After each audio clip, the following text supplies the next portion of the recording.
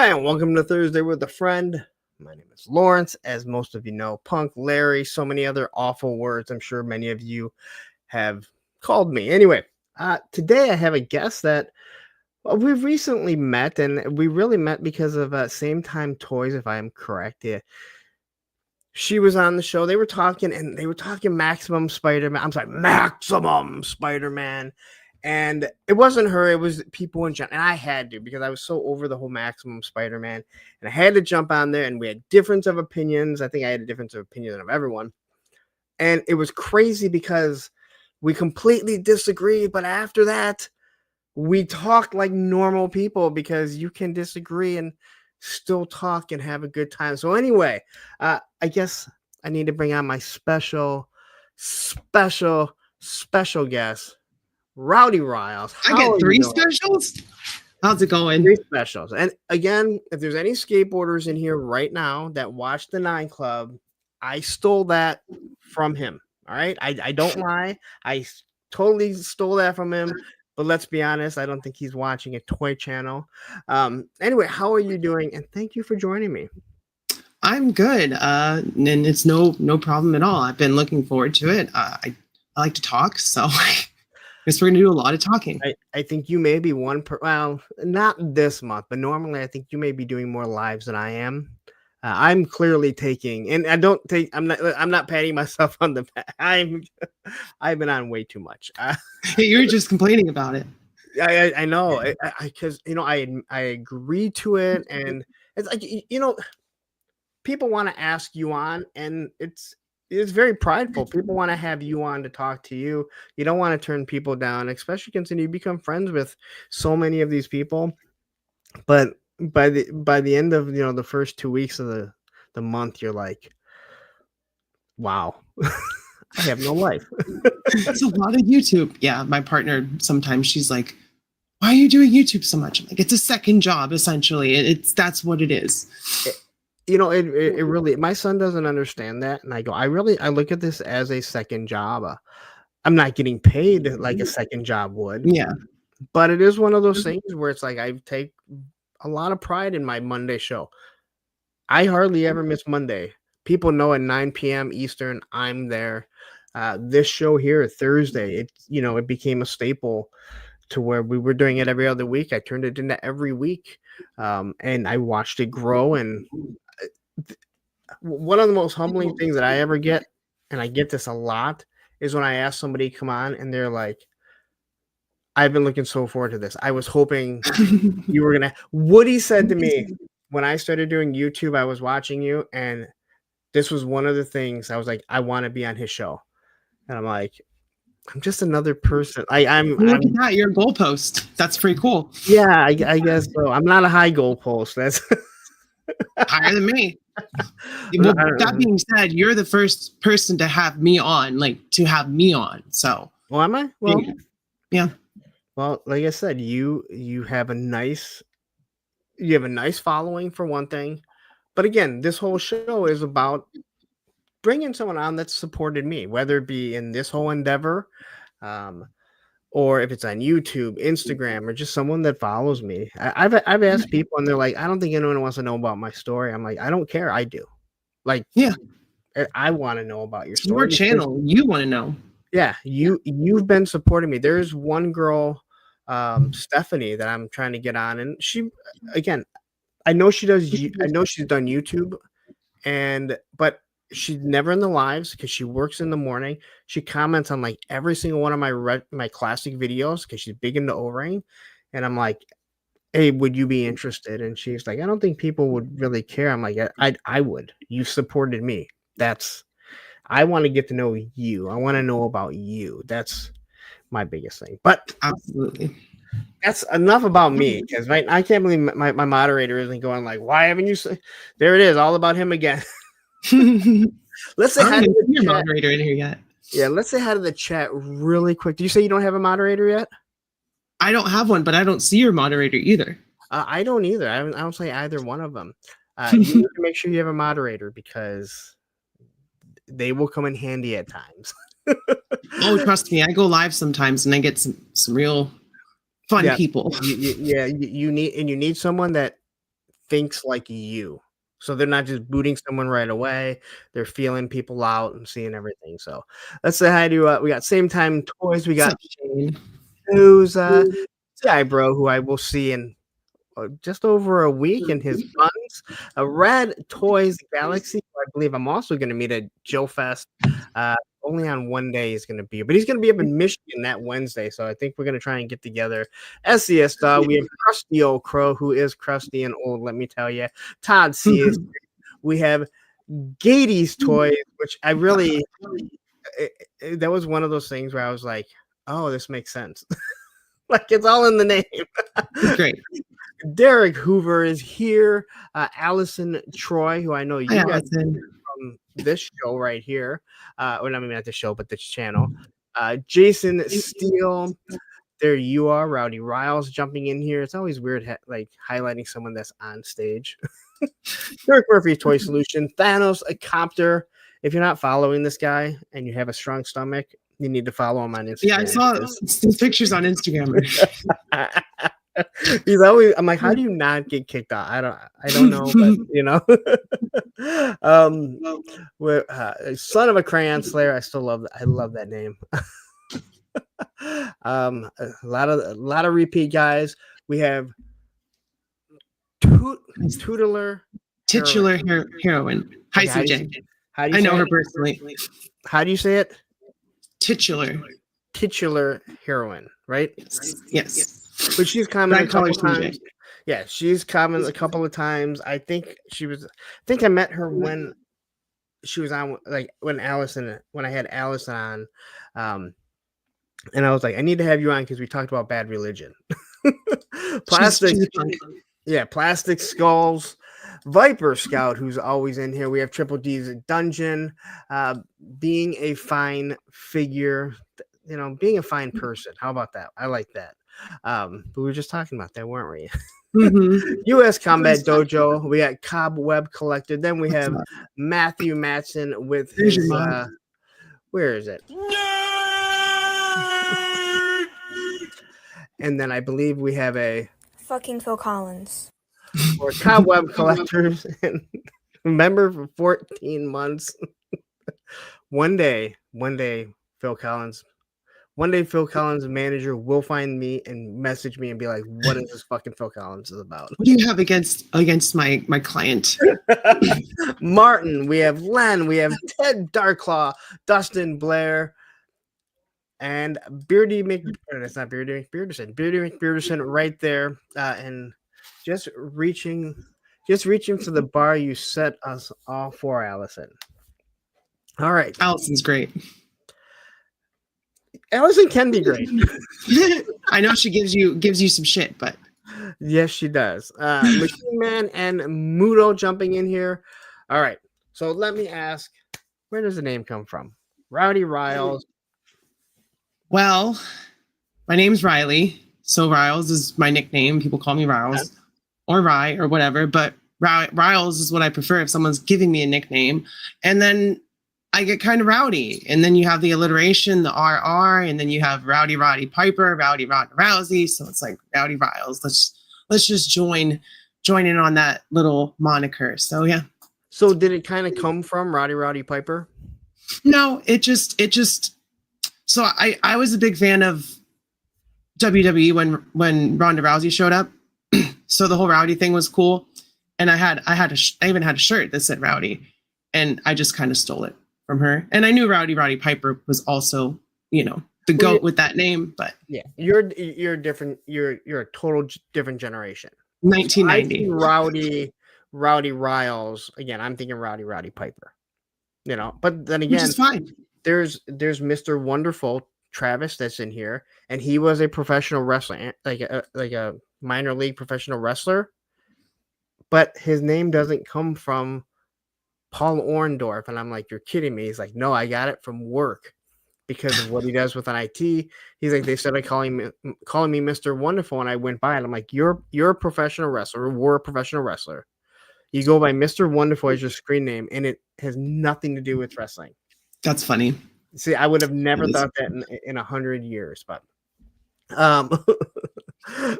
Mendoza says his agent will call for the rights. Fucking Phil Collins. Phil Collins story and Auto There's your payday, punk. There's your payday right there. You know what? If they have Olivia on it and she can tell the whole story, that would be awesome. And Mood is saying, "Rip Paul Orndorff." I always loved Paul Orndorff, but then you see how much smaller he was compared to Hulk Hogan. Hulk Hogan. I know people get mad. I don't say L. You mean Terry? Terry Bollea? Terry Bollea. That's what I call him. Terry. Terry. Hey, Terry. You probably don't know that. There's a sports radio host. He plays this. There was this kid that went off on Terry, the old Baltimore. He was the Baltimore Ravens manager, and he goes off, and the guy's name was Terry. He's like Terry, and he goes.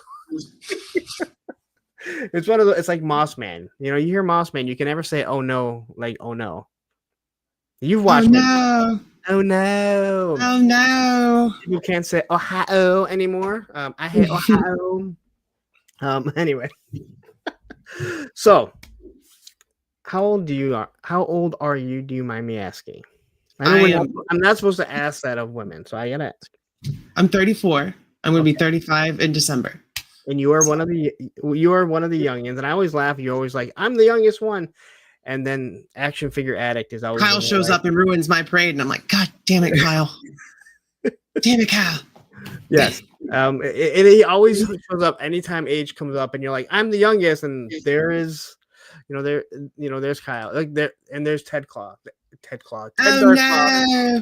That is, everyone thinks that Moss Man is my thing. I'm like, no, it's hella dope toys. There's the Adventures of Skeletor. There's 3 episodes. You got to go watch them. I just asked for exclusive rights for my commercials to be Moss Man. Well, damn. And I was granted it because I don't know. They like me. Yeah, they like me for some reason, even though they know half the community hates me, but they stick by me, so I stick by them. All right. So where did you grow up at? So I am from Virginia Beach, Virginia. Okay. 757. That is where I spent most of my childhood. So I don't know how it is now. I know it's changed a lot. The boardwalk is definitely a lot better than when I was a kid. So and where are you living? Where are you living now? I live in a middle of nowhere town up past Northern Virginia, pretty much a quad state area because we have Maryland, West Virginia, and then Pennsylvania. So it's near Winchester, Virginia. I don't want to say exactly where I live, but no, because I already asked you what your what your social security was, what your that was before. That was off air because I need to hack the account first. Well, you said it was standard, so I just assumed everybody did it. Well, yeah. I mean, I just had someone come and give me a quote on my roof, so I need to. Oh, okay. Gotcha. I understand. I need someone else's credit. I'm not going to dox myself, punk, okay? So what was your family life like? Were your parents together? Did you have siblings? So growing up, I have a brother and a sister. Okay. And growing up, I was closer to my sister than my brother. Now that's switched. There's a whole side. Well, we'll start at the beginning. So my childhood was a little rough. My parents split up before my sister was born, and then they got back together briefly. She was born, and then the rest of the time they were split up. So I was raised. What's the age difference between your siblings? My brother was born in 1989, so he was born about 15 months before me, and then my sister was born in 1993. So about a 3-year difference. Okay. Yeah, so I'm the middle child. That's why I'm trouble. That's why I'm rowdy. That's why I'm fucked up. That's what happens. But yeah, I grew up. I was raised essentially by my mom and my grandma and my grandpa until he passed away when I was 12. And that was rough. We were homeschooled at the time. I think it was in 2002 or 2001 or 2000. It was very close to after 9/11. There was not a huge space of time between my grandfather passing in that. So that happened first, and then my grandpa. So there's like one of those locked in memories. I remember being at home, being homeschooled. My grandpa was teaching us, and then they turned on the TV and they're like, "Oh, look, the end of the world is coming." I was raised Catholic, so also another factor in my fucked upness. Yeah, I was homeschooled until then for a couple of years, and then I got thrown into public school because I was in private school before all of that. So it's just, and then I'm all over the place. I'm sorry, my childhood's a little rough. No, that's what this is about. Like, it's not. I've given up trying to keep things perfectly on track. I will bring it back around to where we need to go eventually. But seriously, the name of my Monday show is Monday Night Toy Ramblings. Okay, Just like I do a lot of rambling, so this is what happens. I start talking and I just go. So again, welcome to the club. All right, you are small potatoes right now. All right. People have already heard more of my story than they should have. All right, so as a kid, do you remember like the first, like what are your first memories of the first toys you had? Not like the first toys you fell in love with. And I know, like, for like people my age, old guys like myself, we had our geezers. Hey, the guy that came and gave me the quote for my home when he was for the roof. When we were talking towards the end, I'm like, I'm almost 50. He goes, "You're almost 50?" I'm like, "I'll be 50 at the end of the year." And he was like, "Damn." I'm like, "Make you feel good inside, all right?" So for us, it's like Army Men, Hot Wheels, Adventure People. That was huge. Mego. Do you remember like the first toys you actually remember playing with? Not the first ones you fell in love with, but just what you had. So there were these like Fisher Price.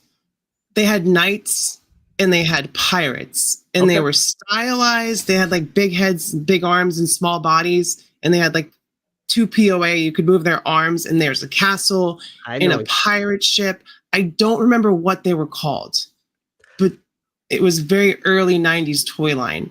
And they had expanded. Wait, did you say Playmates?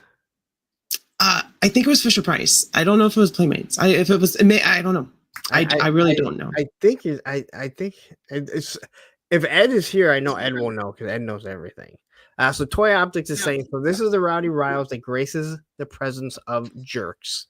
I have my own channel. You could always check it out. I just hit 3,500, so I'm not small potatoes. I'm mid potatoes. I will honestly say this about Spec, that's Toy Optics. He does not know anything about who's in the YouTube world. He does like our show, and then he goes on a toy kind of mood because he hates himself, so he goes on that show. All right, so those are like the first things you remember. Now, did you have them, or were they like hand-me-down stuff? I had them. We had a lot of them. Okay. So it was usually me and my brother fighting over that stuff. I've always been a tomboy. I've always wanted stuff. It's a whole nother story to get into all of that kind of stuff. But I was always playing with my brother's toys. And yeah, I played with my sister. We played with Barbies and all that stuff. But I grew up watching like Spider-Man, X-Men, Street Sharks, Biker Mice, because I'm a 90s kid. So, and some of the stuff I don't remember Biker Mice. I mean, I know it now because of everything, but I don't remember Biker Mice, and I kind of remember Street Sharks just because it was such a stupid concept. I was riding my skateboard by that time. But with your brother being only 15 months older, you pretty much had a built-in play friend. Right? Yeah, when we weren't fighting. So did you gravitate more to like, I know people say there's no such thing as boys' toys and girls' toys, but that's bullshit. Did you gravitate more to boys' toys than the girls' toys? But you also said when your sister came along, you played Barbie and everything. Yeah. We'd play house, we'd play Barbies, we'd have fucking tea parties, like all that kind of stuff. But yeah, I was always there is nothing wrong with the tea party with your little daughter. I'm just gonna say that. Nope, hell no. When you play house, yeah, when they're doing your hair, here's something you guys don't know. Olivia, and then we didn't even talk about this when she was on. She used to be obsessed with my hair to the point Your that hair? yeah, well, she would sit there and she was obsessed with anyone's hair, but mine especially. And before she was born, there was a picture of me with my stepdaughter with no hair, and I was completely bald. Years before she was born, she saw the picture and she got mad. And mom had to tell her, Susan's like, that was before you were even. I don't care. I don't give a shit. Yes. I'm offended. I have a video of her saying it's my hair when she's little. My hair. That's cute. That's funny. Now she don't care. I mean, how could she? I know exactly. Shaved it all off. All right, so you have your brother you play with. Your sister comes along, and you remember these nights. Do you remember what the first toys that you actually fell in love with? Again, for me, Toy Biz Marvel. Toy Biz Marvel. Toy Biz Marvel. Now that's unique because I know there's a lot of people my age that was big into that, and I feel like Toy Biz, a lot like Motu, they're like the ultimate hand-me-down toys. Mm-hmm.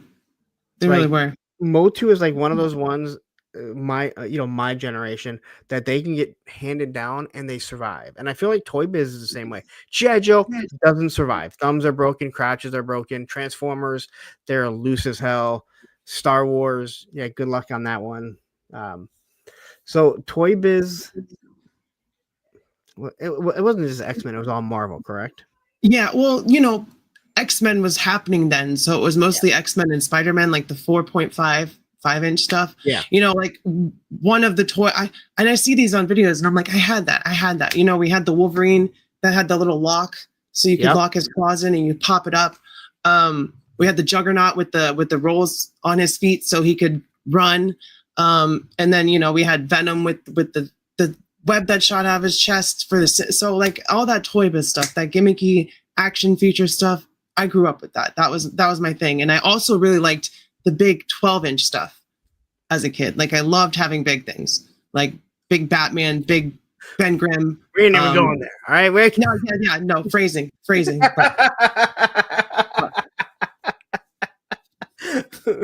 You can't say that on this channel and get away with it. I always say phrasing if I mess up. So phrasing. So what is it about? What was it about the X-Men that you saw? Like, I mean, what was it that about? Show was so good, And for me as a child, even into like teenage, jumping forward a little bit, when Lord of the Rings came out, I had saw the book before the movies came out, and I just smashed through all 3 books.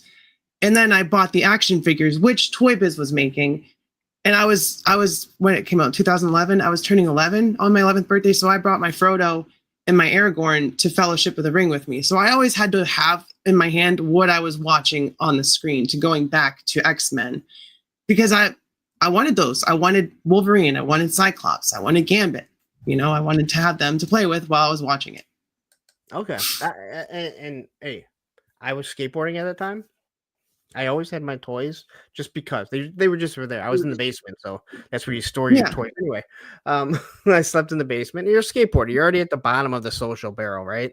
My friends aren't going to make fun of me about having toys. But yeah, I watched the X-Men. Again, that and I think Batman the Animated Series are the 2 best cartoons, like the 2 best toy cartoons. And I wouldn't give one. I'd probably go Batman number 1 because I thought Batman the Animated Series was awesome. That was fantastic. Yeah. Again, and there's so much fun. Those series.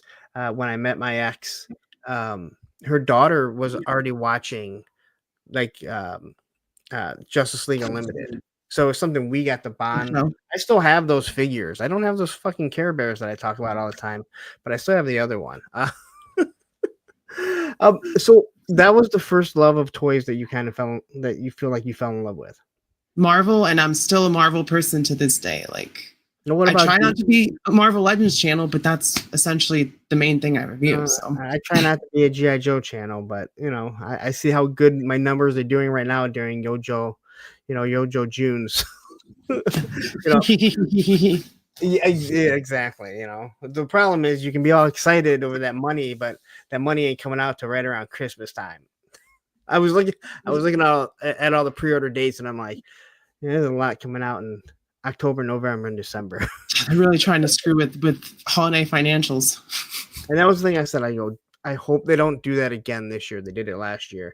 Luckily, the channel takes care of a lot of stuff, and I've talked about that.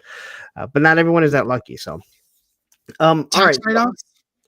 I have not, because we've looked into that, and I've been audited for other things for work, and a little bit of tax write-off for toys. Not worth it. Yeah, it's not worth just the hassle that they put us through our mileage for work that I went through once. That I'm like, my ex is an accountant, so she's like, I'll look into a little more, but I don't see anything. You have to really incorporate and everything. There's another guy in here. He said you can do it, and I'll wait till it hits the 10,000 mark, because there's a lot of things you can do once you hit 10,000. But I still got, yeah. You're almost there. Stuff. Yeah, but you see those big jumps and then it stops. But once all the Joe stuff comes out, yeah, I'll see another huge jump, because people like GI Joe. Clinton Jorgensen, thank you very much, 3-star.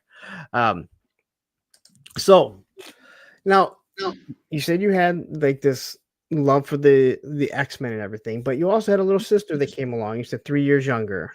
So she's playing with, like you said, Barbie and stuff like that. Did she also play with X-Men stuff, or was she? She had to, if she wanted to hang out with big brother, big sister, she had to play with us. So if we were playing with something, she was a tough cookie. So I used to be obsessed. This is a funny story. I used to be obsessed with her hair, because mine's curly and hers was straight and soft and all that stuff. So I would constantly be trying to mess with her hair. And then one day I was sitting in the living room watching TV, and all of a sudden I get smacked over the head with the trash can. She gave me a black eye. She said, "Don't touch my hair anymore." I said, "Okay, all right." She was about 3, so I was about 5.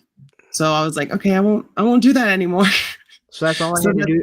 That's all I had to do to Olivia, was hit her over the head. Hit her with the trash can over the head and give her a black eye. I don't know if Child Services would be okay with that. Probably not.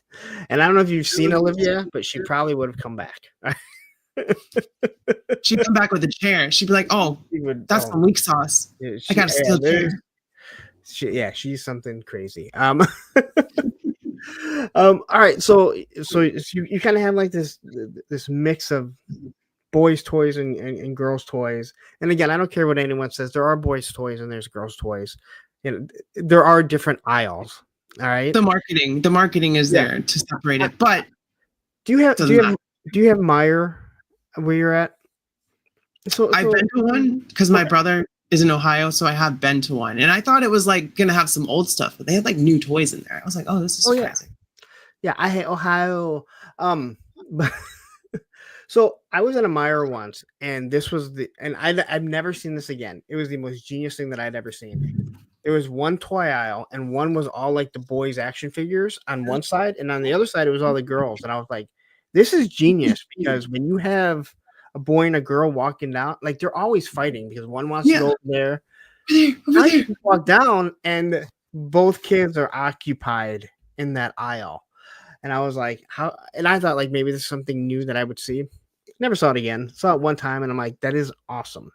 Yeah, that's a really, really good idea. Then they probably fired that guy. How dare you change the norms? We want them to wander. Exactly. All right. So as you said, you were in private school, but as you're starting to get older, how does that work? Like you go from, you said private school, then you were homeschooled. So when do you leave private school to be homeschooled? So it was around 2000, 2001. So I want to say I was around 9 to 11 around when I was in homeschooled. It was a big change, obviously, because you have to wake up, you have to wear a uniform, you have to go to school, you have to go to mass, you have to listen to religious rhetoric, all that kind of stuff. So, you know, I was still raised Catholic. My family was very religious. So they just kind of wove that into our everyday life with the church and all that stuff. And then just my grandfather was a teacher in college. So he's the one that took the role of, you know, being the teacher. And then, of course, he passed away. And that's when he's gone, didn't have a job. So we had to go to public school. So Derek Hoover, there is nothing friendly about Ohio. All right. no, as someone who's been there. As someone who has to drive through with Michigan plates, there's nothing friendly about Ohio. It is bleak out there. There's a reason why we want to level it and turn it into just a parking lot. There's a reason Skyline Chili is their favorite place, and that's like the saddest restaurant ever. It's all they have. It's all they have. They have Cedar Point.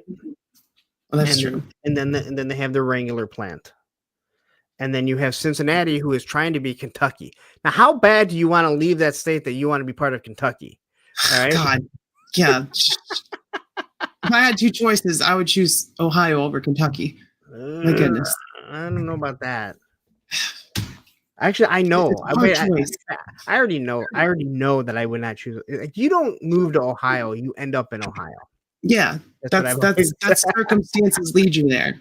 And here I'm just insulting people from Ohio that are like, I used to like your channel. You're there. You're from there. You get it. What's up, Woody? So, all right.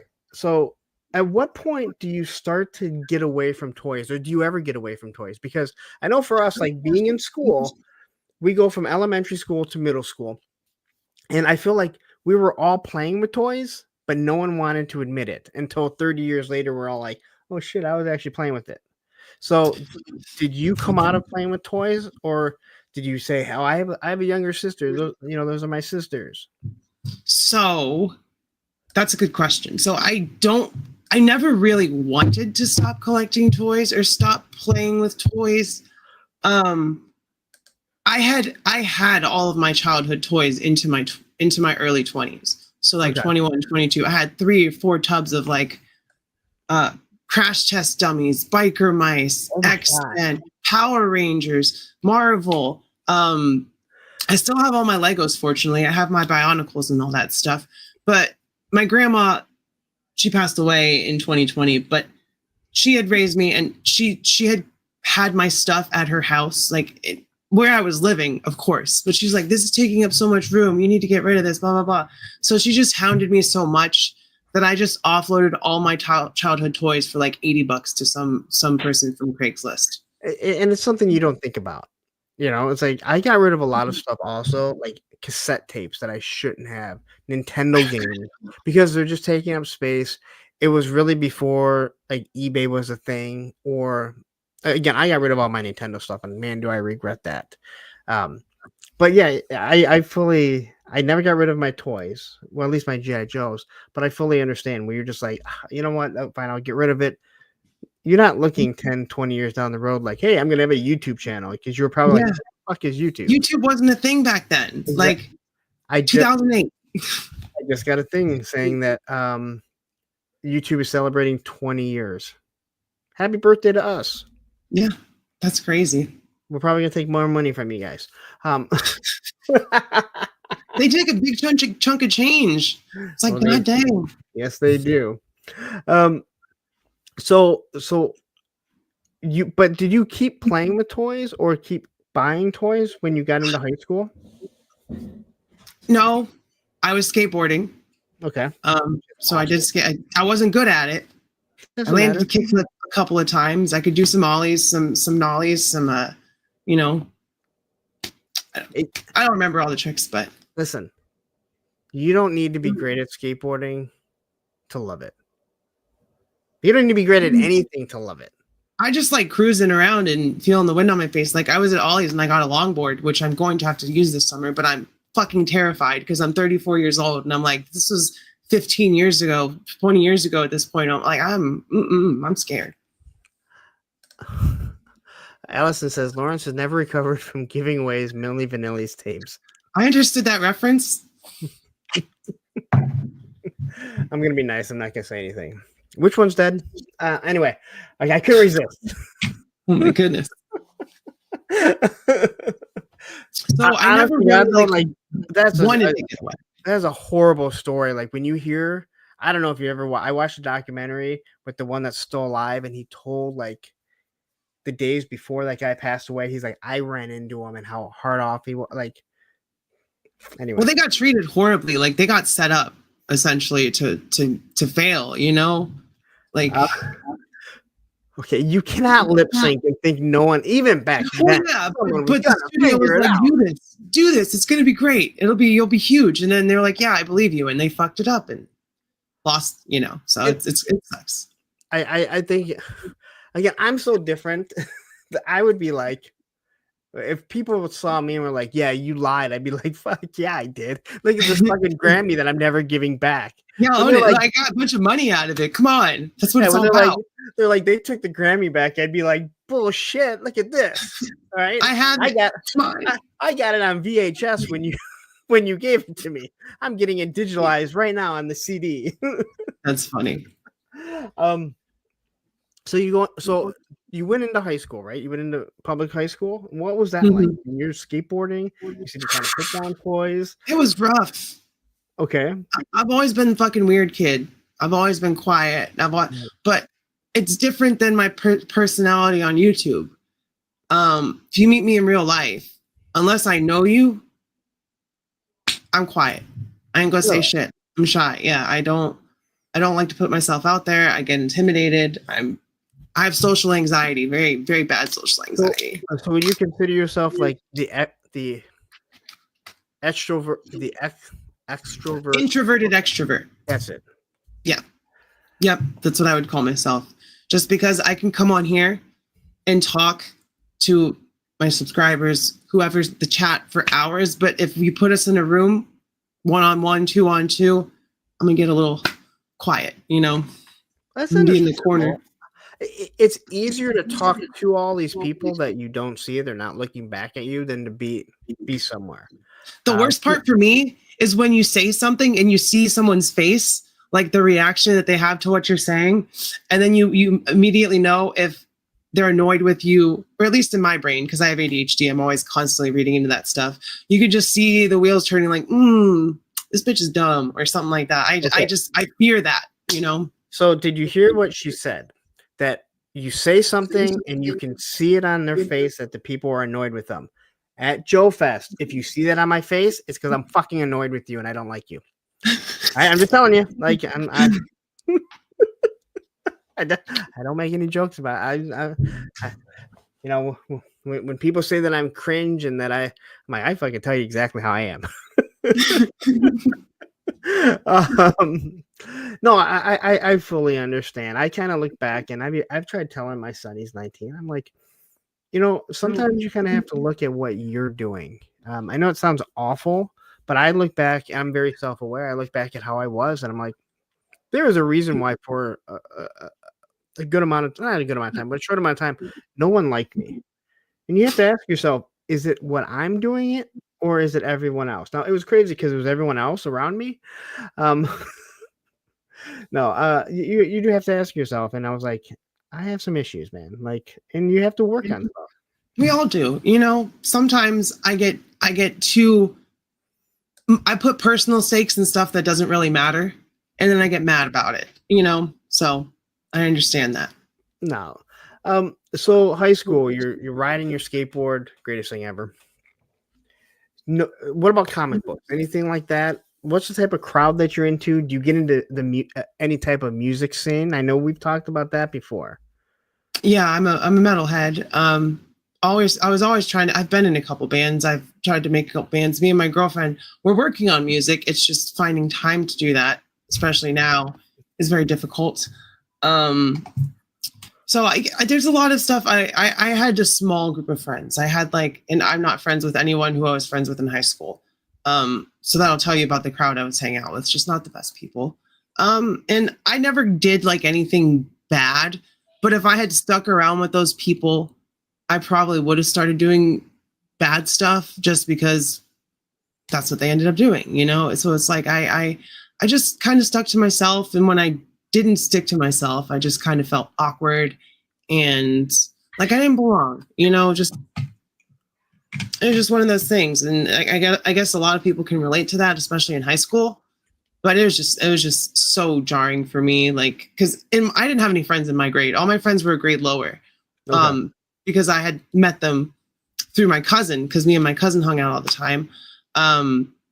So I didn't really have any friends in my grade. So I would sit in class. I was the kid sitting in the back of the room with my head down, sleeping, getting straight A's, because I'd just wake up and take a test and go back to sleep, essentially. So. Oh, you're one of those people.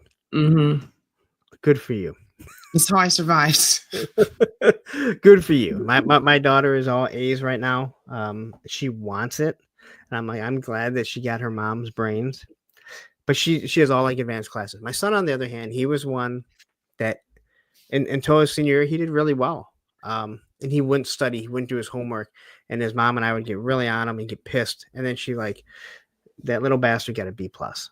Yeah, that was me. I didn't do any fucking homework. Yeah. They sent me home with shit. I would do my report in class or in computer class like 2 hours before it was due, and I'd get an A, B minus, whatever, because I was very good at writing. I've always been good at writing, summarizing, just which comes with talking, I guess. Yeah. So the gift of gab, I guess. You do have it. You go on and you do weird ones where you go on and you're just like, I got like 15 minutes and I just want to go live. I can't do that. If I go live, it's fucking 4 hours later. And then I got people like, I just got here. I'm like, I have to go. It's time for me to leave. I'm sorry. That's how it kept going on. Like someone would pop in. I'm like, man, someone is spending their time with me. I can go a little bit longer. And next thing I know, I do that sometimes. Yeah, it's 12:45 and I'm like, I got to wake up at 6:30 in the morning and I won't go to sleep for like doing these streams. It's like working out at night. I can't go to sleep when I get done working out. My metabolism is running 100 miles an hour. I'm wide awake. My buddy is a personal trainer. He was like, I just go right to sleep.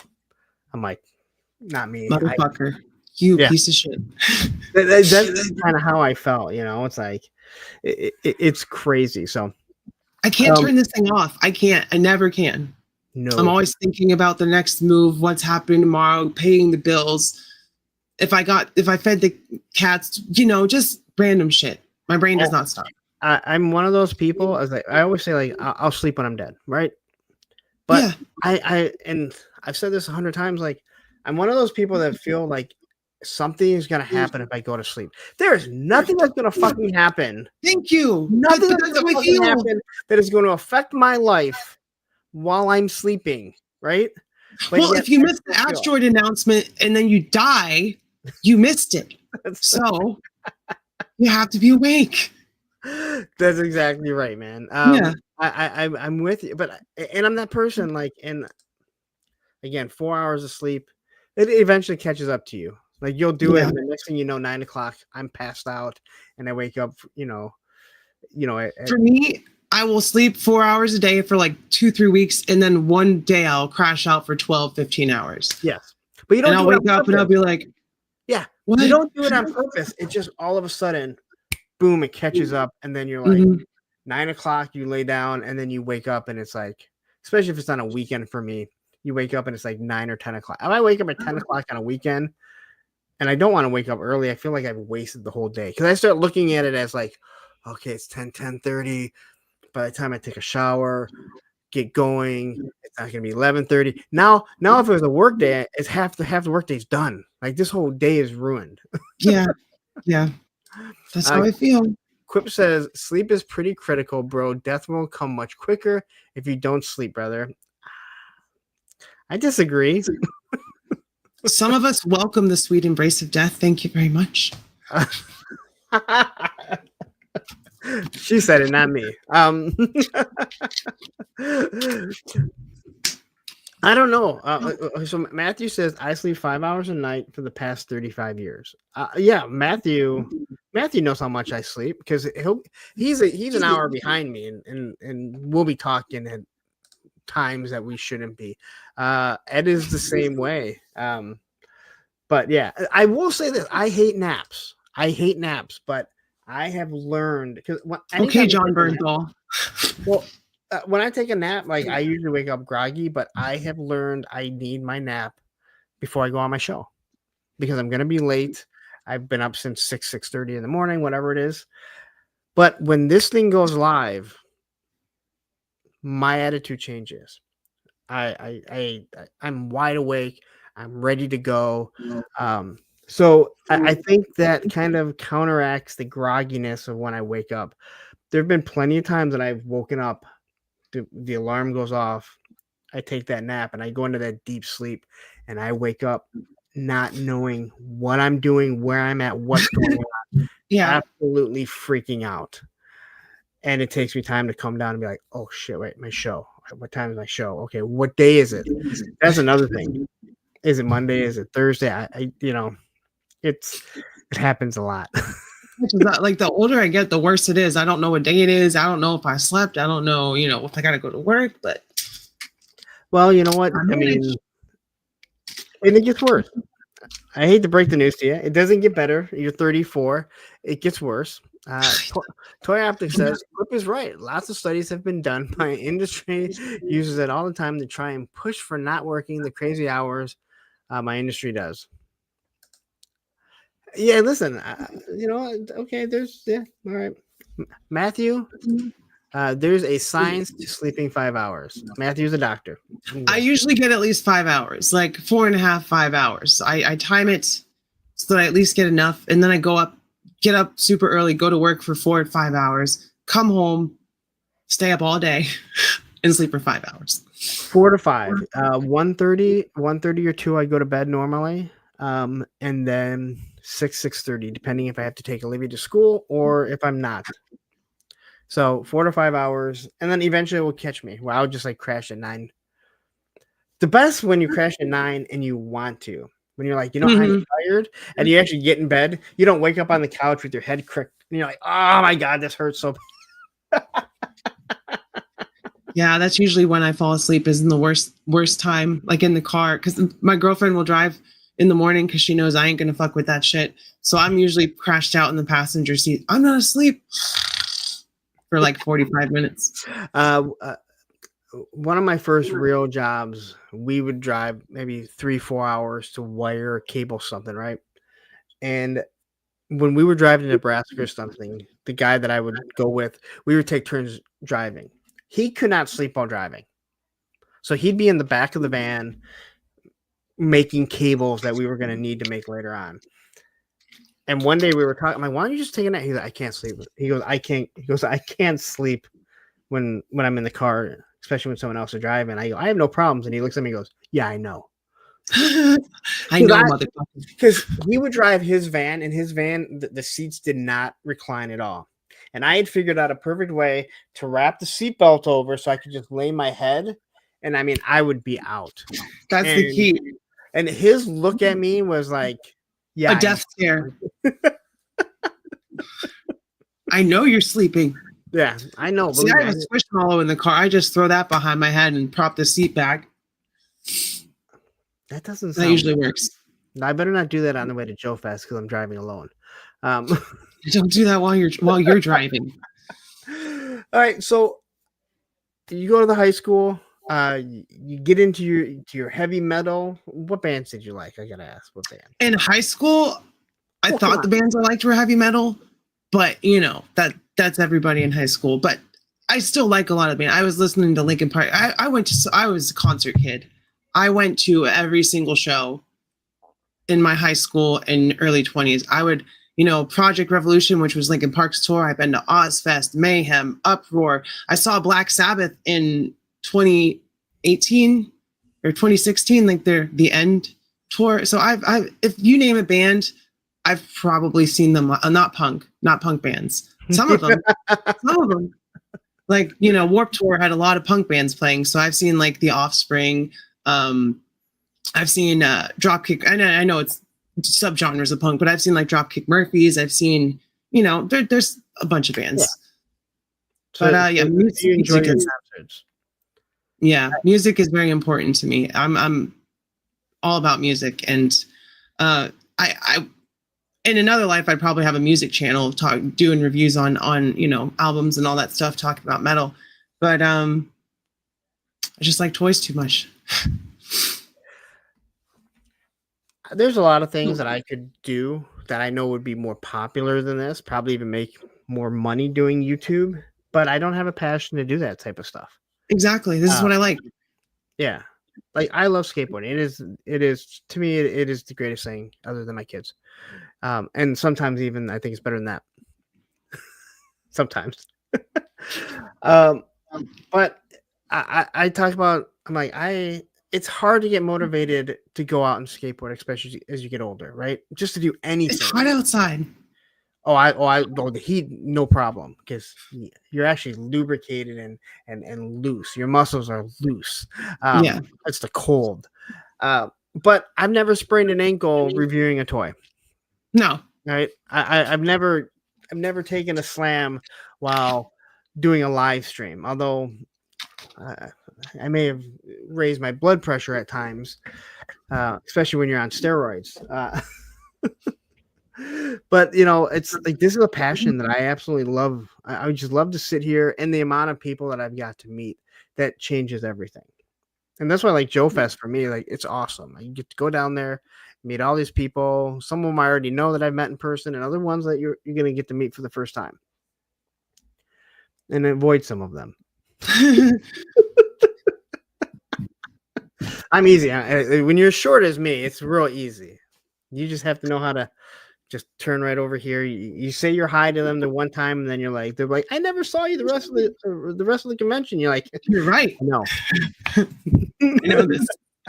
Well, I've gone to like smaller conventions, but this Saturday is Maryland Toy Expo, and that'll be my first one where a bunch of people are going to be that I've crossed paths with. So it's a little intimidating. It's a little scary, but I'm sure it'll be fun.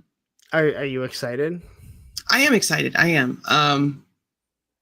It's going to be fun. I love surprisingly, I do love new experiences. It's just getting there and getting the nerves out to actually do it.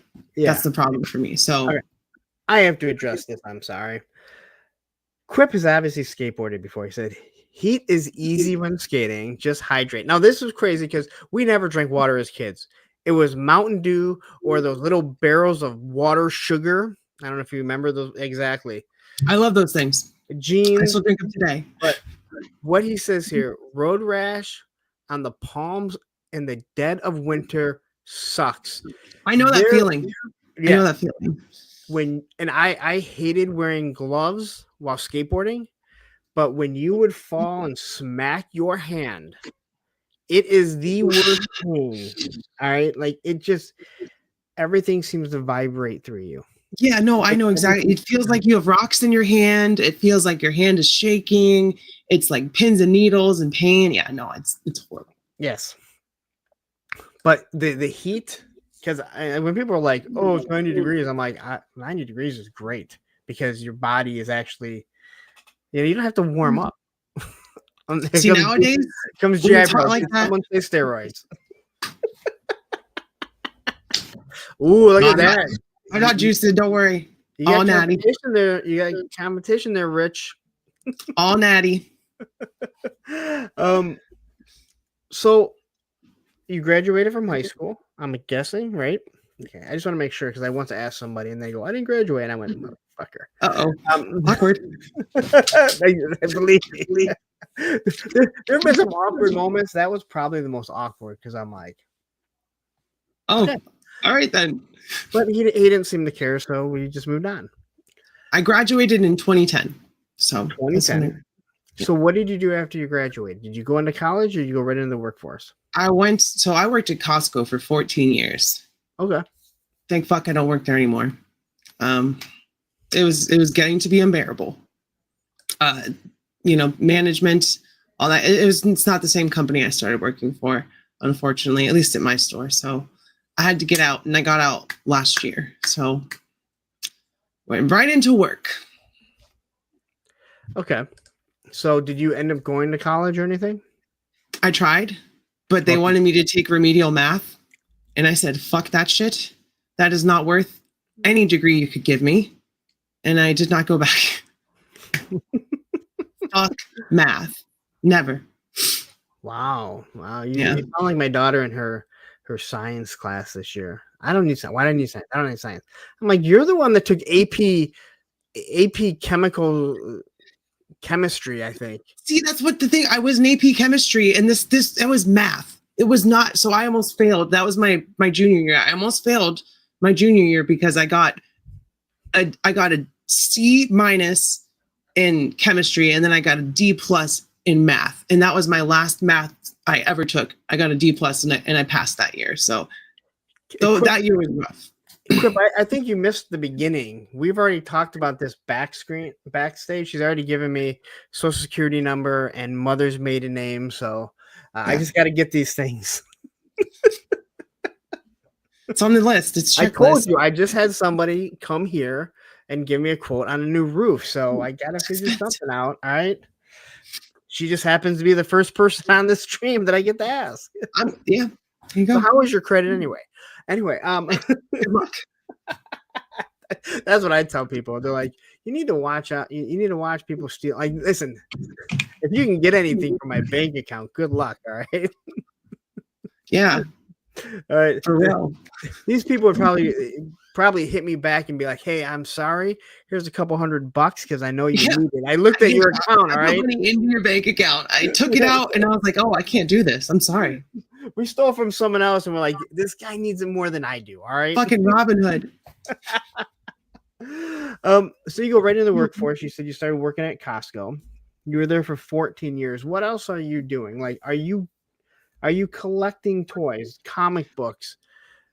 What do you So comic books were big for me around New 52.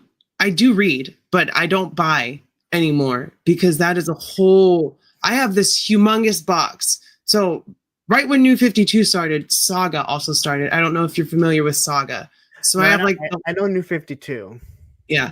But Brian K. Vaughan wrote Saga. It's a really good book. And fortunately, he took a break, and that's where I stopped, and I never picked it back up. And I had dropped all the DC stuff because I'm not even that big of a DC fan. It was just a fresh point to jump in. Yeah. Everyone was talking about it. But that being said, Scott Snyder's Batman run from the New 52 is top tier. That's probably one of the best Batman runs ever written. So I'm glad that I have those. I'm sure they'll be worth money someday.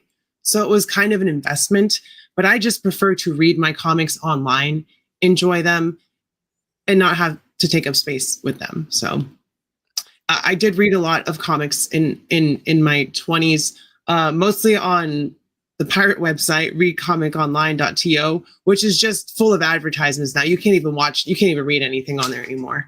So I did a lot of reading on that website. So it's funny you say that. I even told this person this because I remember I asked them before. There's certain channels that they give you toy news. Toy news Eye and Toy Arc. Well, there's Toy Habits. Have you ever tried to bring up Toy Habits on your show? Good luck. And I'm like, Michael, I love you. I love your channel. I love what you guys do. But for the love of God, I cannot bring this up and it not halt the stream because there's so many ads. He's like, that pays the bills. I'm like, I know. Wow. I know why you do it, but fucking good Lord. Like, yeah. It's rough. It is very rough. But hey, you know what? It pays for that whole service, which is awesome for them. I hate that when we started streaming, we had no ads on anything, and now everything has fucking ads. Like, it's funny. I grew up on ads, so I have Disney Plus that has ads. Doesn't bother me. Hulu doesn't bother me. I maybe a month and a half, 2 months ago, I said, you know what? I'm going to try this YouTube Premium. I get it for a month for free or whatever it was. I'm going to try it. I think I made it 10 hours before I said, never fucking again will I deal with a YouTube ad. Yeah, no, I have freebie through my phone service. So it's not even like I'm charging it monthly. It just goes to my phone bill. So it has been the best thing about YouTube is not having fucking ads. My God, they were so bad. Like the last 2 years. Oz says my pop-up blocker fights toy habits, but still love them. Quip says toy habits website will make your cooling fan sound like an air your jet. Oh my God. Wow. It, I'll have to it's turn bad. off for a while. But good for them. Like I seriously, good for Michael and the toy sorceress. But man, that is rough. But as long as you tell them and you're honest with them. So as you're in the workforce and you're collecting your comics, how do you get back into toys? So, all right.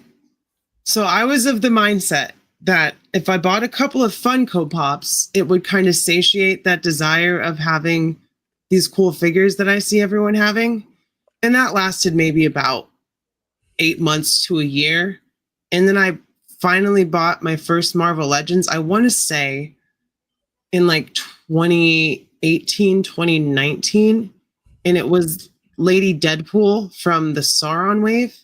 And then it was over. I was back in. Quip saying Toy Habits website is the only thing between us and AI becoming Skynet by slowing down computers. Mike and Toy Sorcerers are leading the resistance. That's funny. That's funny. I'm sorry. I'm glad I am so glad that everyone else notices it too, and everyone's like, I don't have a problem with it. Like, thank God. Like, everyone notices too many ads. Oh yeah, like again, just go to it after this. Don't try and open it now because you'll be frozen. The computer will crash. You'll be frozen like Han Solo and Carbonite. That's what Rowdy will look like. All right, so during this time, are you dating anyone before you start collecting? So you're single. Essentially, I had one girlfriend when I was 21, and I'm socially awkward. So I was never the one to be like, hey, you want to hang out? And if I did, I would never do anything. So it'd just be like stuck in the friend zone.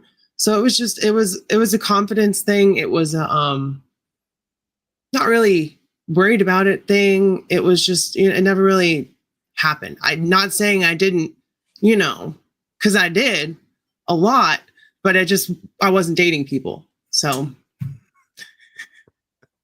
I wasn't no incel, okay? I've been single for 10 fucking years. All right.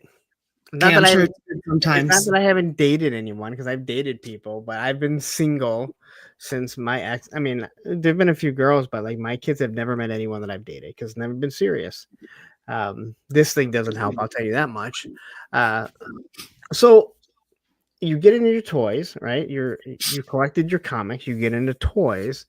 How deep did you start getting? Because you said you went from Funko Pops right into Marvel Legends and Black Series. So it was bad. Like, you know how it is. You start something you like and you're like, I want more. And the thing about it was like, I had no information. So I was looking up characters and finding an action figure and just buying it, not knowing anything about the branding, any of that stuff. Eventually I fine-tuned it and was like, that's crap. I'm not getting that again. But it was just a lot of like looking up Spider-Man and trying to find the cheapest Spider-Man action figure and getting a fucking turd, So it was like, I need to be smarter about this. So that's when the jumping on YouTube and looking up toy reviews and all that stuff started. Isn't that crazy? Now, Leia, where are these ladies at? I'm just asking. Like, where are these ladies at that dig toys? In the chat, on the screen, Are there any in Michigan? That's okay. Any in Michigan in my age? You gotta make a Craigslist ad. Yeah, that doesn't sound creepy as looking for a lady who loves toys. Hold on, wait, phrasing. Here's my Craigslist ad. I'm looking for a lady in her 40s that loves toys. Also, someone that can redo my roof. And dang, you wanted to do everything, huh? I Good didn't luck. think she had to do that. I just need someone to do the toys. All right. But if she, hey, my ex, even now, she'll still come in and paint the house. Like she loves to paint, but she has a bad back. So her dad and they basically did almost everything. They paint everything, and she actually said, "Okay, for Father's Day, we're going to like a minor league baseball game." She goes, "For Father's Day, tell me if you're okay with this." I'm like, "Well, we're going to the game. I don't." She said, "Yeah, it was only like $16." I'm like, oh, "Okay, I don't care." She's like, "You pick out the paint, and I will paint whatever you want." I'm like, I'll tell you what I don't like what colors I don't like. I don't like the fucking yellow. How many times I can tell you I don't like the yellow? You paint it. I don't care because you have better. She's got better taste. Yes, She's got that feminine touch, And it was funny because she's like, "I'm not painting." She's like, "I'm not painting your bathroom." And Olivia's like, and sure enough, like, okay, for Father's Day, this is what. Are you okay with it? I'm like, yeah, just let's go pick out the paint. Just do it all. Don't include me whatsoever. It's okay. I watched my old best friend when my ex and I were together. We went over his house. He had bought a house. He was with his ex-wife, and they were painting. Again, my ex, her and her dad and brother, they painted houses. It was their profession. And I knew that how my friend was painting was wrong. And I'm looking at Susan and I'm like, oh God. And you can see her twitching. I mean, she's fucking twitching, watching. And I'm like, don't say anything. Don't say anything. It's like a kid. Like, oh my God, there's someone with one arm. Don't say anything. And we made it out. We made it out into the car. And I go, say it. She's like, oh my God. I couldn't believe they were painting like it. I'm like, I even know they were painting. I'm like, I saw it on your face. I knew the technique was all wrong. The grain was all wrong. You're painting the wrong direction. Dude. I mean, he was literally like, he's just going. I mean, and I knew that it was. I'm just like, wow. And I'm sitting here with her, and you're just. It was like watching a little kid that had to say something, but wasn't going to. And thank God. Yeah. Because they know better. They're like, last time Mama smacked me. I'm not gonna. Yeah. All right. So you start going down this Marvel Legends and this other stuff. Now, how long do you think it took you before you really hit that bad rabbit hole? Not long. I was living with a roommate at the time, and when he started asking me what all these fucking packages were at the door, then I was like, maybe I'm getting a little bit too much. Because it was like every week there was like 3 or 4 things from Amazon, and this is when shit was a lot cheaper, so your money went a lot further. So you could get and Marvel Legends were marked down substantially compared to what they are now, because they started out at $20, so they're running for like $5, $7, $9.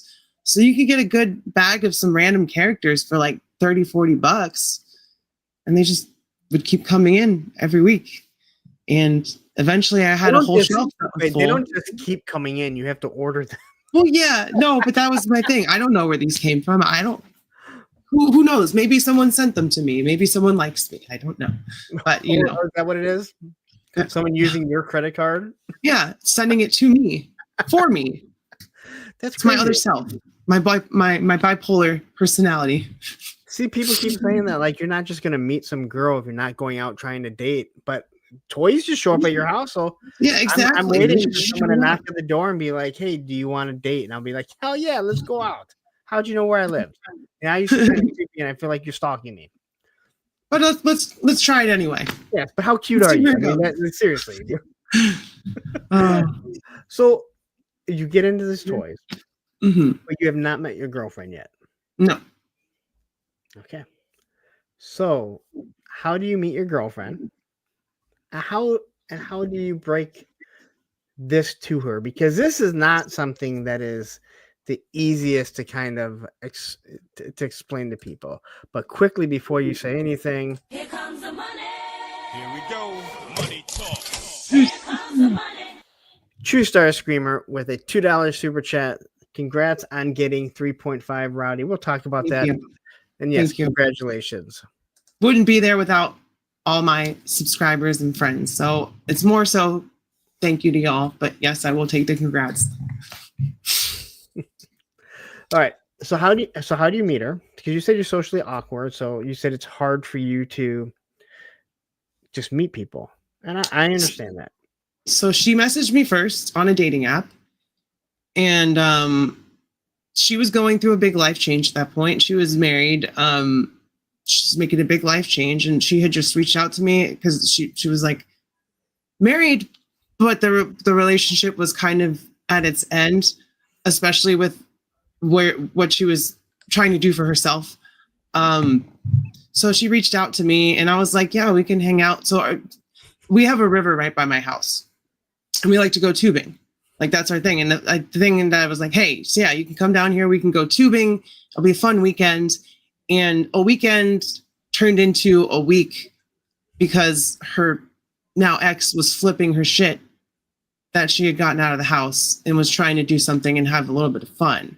So it turned into a whole thing. And she ended up moving in with me like 2 weeks after we met. So it was kind of like a situation where it just ended up that way. And then we started dating. So it was not the most conventional way to meet. But it's been 5 years now this month. So I'm going to ask something, and this is what I've heard. And I had one girl get mad at me about it because I kind of made a joke. I'm like, well, that's how a lot of people are. She's like, lesbians meet and they're living together in 2 weeks. Is that true, or is that? I mean, clearly, I mean, is it a stereotype that like holds true? Is what I mean. I mean, this was my first serious relationship. We've been together for 5 years, and we moved in after 2 weeks. So that's awesome. It's a stereotype for a reason, I guess. Because she and I'm like, I know a lot of people. And she's like, no, and she got mad at me. I'm like, what are you mad at me for? I was just trying to say, like, don't get mad about the truth. It's kind of true. Yeah. And it's cool because we met during Pride Month. We met during a big anniversary for me. And so my grandmother had passed away a month before we met. And that was my person. Like, yeah, we had our issues after, you know, when you have someone that's raised you, and then after you go back and you look at the way that you were raised and you kind of question if the intentions were the best or if it was the right way. I'm kind of at that point in my life, but she was my person. You know, I'd talk to my grandma every day. When she passed away, I was devastated because she went to the hospital for surgery, and then she never left the hospital. Okay. And this was right in the height of COVID as well. So it was just an awful time. And then, you know, my girlfriend had messaged me, and I had needed somebody because I'm all alone here. I don't have any family out here. And I really don't have any family that I talk to anymore except for my brother because of certain things. But you know, it happened at the right time. She needed someone, I needed someone, and we just clicked, you know? So you mentioned that your grandma, where's your mom at? So going back, yeah, no, we can talk about it. So when I was 14, my mom killed herself. I hear that. So I haven't had a mom for a very long time. I was a kid.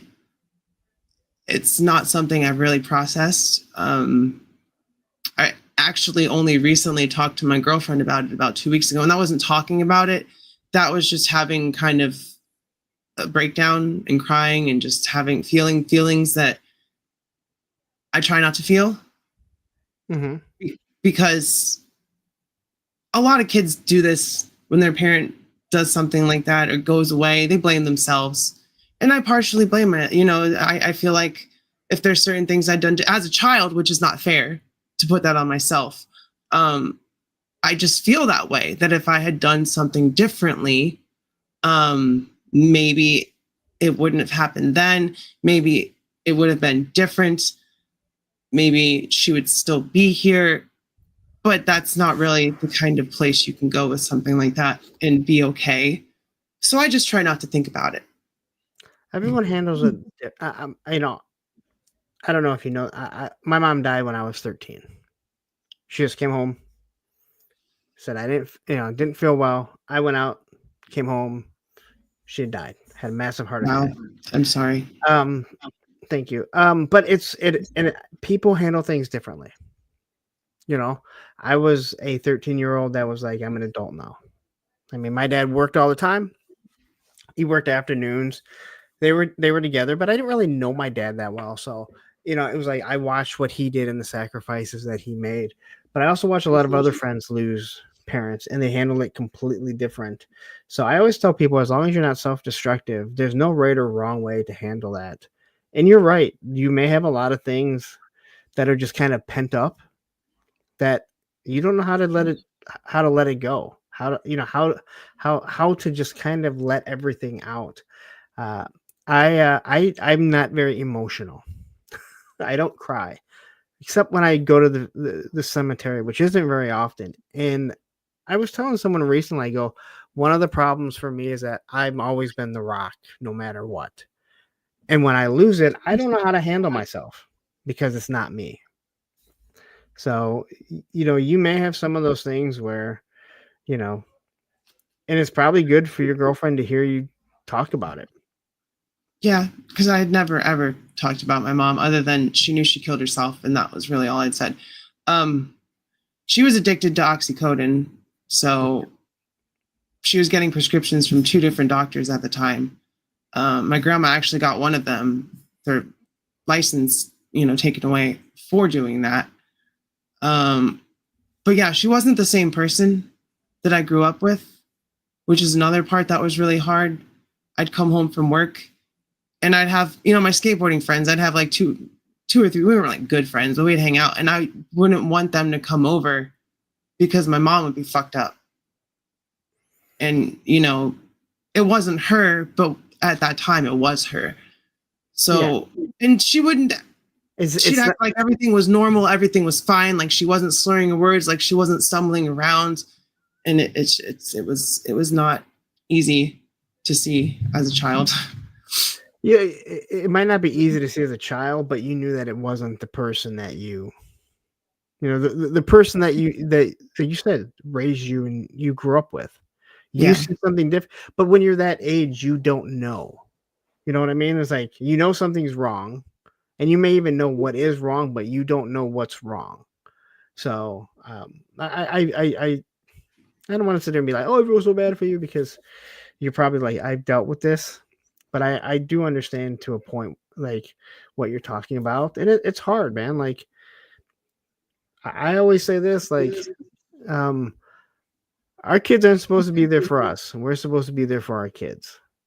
So, again, growing up without a mom, I understand, but I also did have one taken away like that. And I feel like you've learned a way to deal with it to an extent.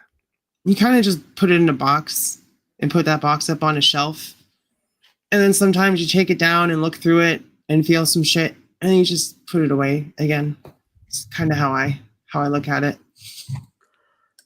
And again, that's rough. And I don't know if that was something you didn't want to talk about, because it's okay.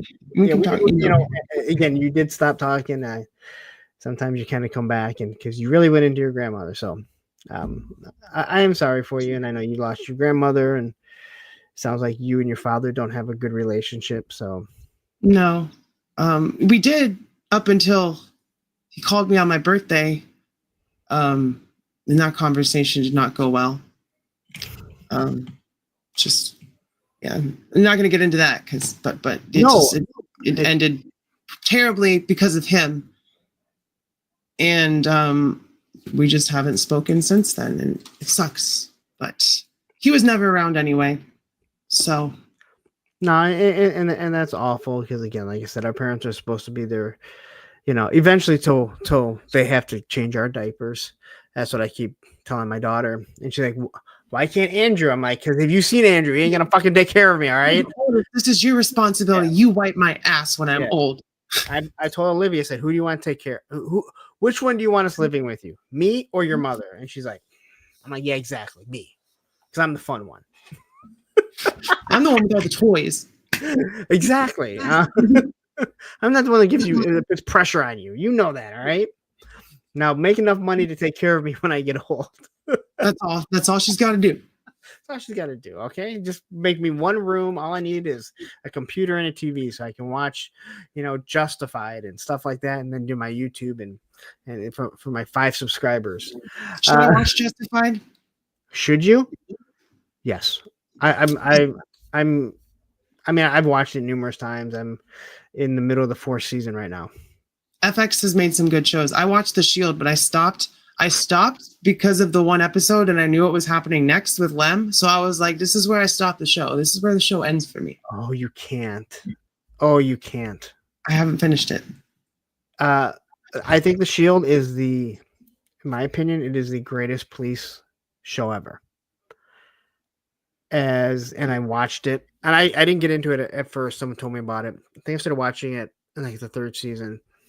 Trying to rewatch it is very hard because once you have kids and there's some episodes that deal with kids, it is a hard watch, and not because it's bad. It's a very real show. It's a very gritty, real. It makes you feel shit. Yeah, like. But you have to watch because after the whole Lem thing, I'm not going to ruin it for you because you got to go watch it. After the whole Lem thing, everything changes. Oh, I'm sure, because that's the one good guy that they had with them. Like he was the heart of that team. Yeah, he was the one with the conscience.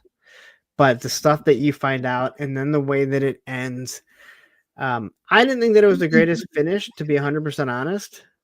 But it was a fitting end, if that makes sense. Oh, I know how it ends, and yeah, like that's the last thing he fucking wanted.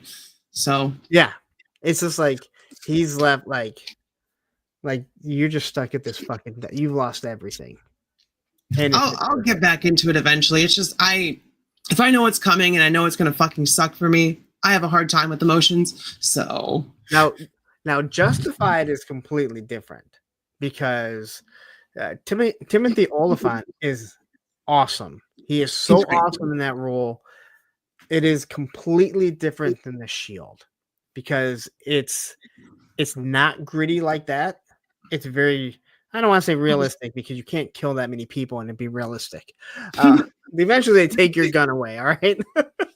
Stop shooting people. Never. Yeah, but he is very comical. And again, one of the main bad guys is Walton Goggins. Yes. Yeah. Walton Goggins. I'm so glad he's like in his renaissance because that man is amazing. I don't know if you've seen The Righteous Gemstones, but he's so good in that. I have not finished it because I don't have Max anymore, but yes. To show you how good Walter Goggins is, unfortunately, the show, I think, only had 1 season. Did you ever watch The Unicorn? No. So it was a comedy, and he was a widower with 2 daughters. You see his range because he is a widower. He doesn't want to date. He doesn't want to date because he's still in love with his wife, and he's raising these 2 daughters. But like the friend groups that they have, they're like, you need to get out. He's awesome in it. But he's this funny guy, and it sucks because it just ended. But everyone in it is awesome. Like it's a good show. I'm like, this is the type of stuff that should get picked up that doesn't. Yeah, TV's kind of just shit in the bed a lot lately. There's some good shows, but it's hard to find good ones that stay on TV. Like there's a show that I'm so mad got canceled called Raised by Wolves on Max. That show was so good, and they killed it after 2 seasons on a cliffhanger. And I'm just like, I don't get any good sci-fi, and this is what you do to me. Quip says Oliphant is much easier on the eyes than Chickless 2. He's an attractive dude. He's an attractive dude. So this is something that is funny. And we're going to get back to your girlfriend and this whole thing. So Walter Goggins, throughout the shows that he's on, it's funny because he's been in other shows, and in these other shows, he dates Vic Mackey's wife. He dates Raylan's wife, who is Timothy Oliphant, and he actually dates her in The Unicorn. And there's someone else that he was on with that he dates like that wife or girlfriend. I'm like, good fucking Lord. Like, what are they just like Hey, It's which one of around. the co-stars did you want to date their wife or their girlfriend? That's crazy. He's such a good actor, though. Like he's phenomenal. When you again, I found him in The Shield. He's such a piece of shit. Yeah, fuck Shane. I hate Shane. Yeah, I know. Same Fucking time, asshole. Toys is awful. No. I was listening to an interview with him, and he said he was getting coffee or something, and he said some guy comes up to him and he goes, hey, he goes, you're on The Shield, right? And he's like, yeah. And he goes, dude, your character, dude, I'm just fucking like you. And he said, I'm looking at this guy going, I don't want to be anywhere near you because I fucking hate that. I hate that person as a character, like great character because he embodied it so well, but he's like, that guy's a piece of shit. Yeah, You're Shane's telling me like, dude, I'm just like that. He's like, dude, I'm not like that in real life, man. Yeah, hold on there. I'm an actor. That was acting. Exactly. But again, like, it's funny because wrestlers are the only people in real life that live their life as their character. They have to act all the time. You don't go up to Tom Cruise and you're like, listen, I'm also a fighter pilot, all right? And I was wondering, maybe you could be my wingman. And he's, well, I take that back. Tom Cruise can't fucking fly, so that's a whole other story. You can't go up and ask them what's to run because they'll probably start racing you right there. I haven't watched a Tom Cruise movie in about 15 years, so. Oh, you're missing out. I hate the man. I can't stand him. I don't as care a person. You and Allison, you guys can hang out and not watch great movies then. Maverick is a great fucking movie. I'll watch the original Top Gun. Maverick is a better movie. Yeah, I'm sure it is. Because Top Gun is very cheesy. But Maverick's not. That's what's crazy about it.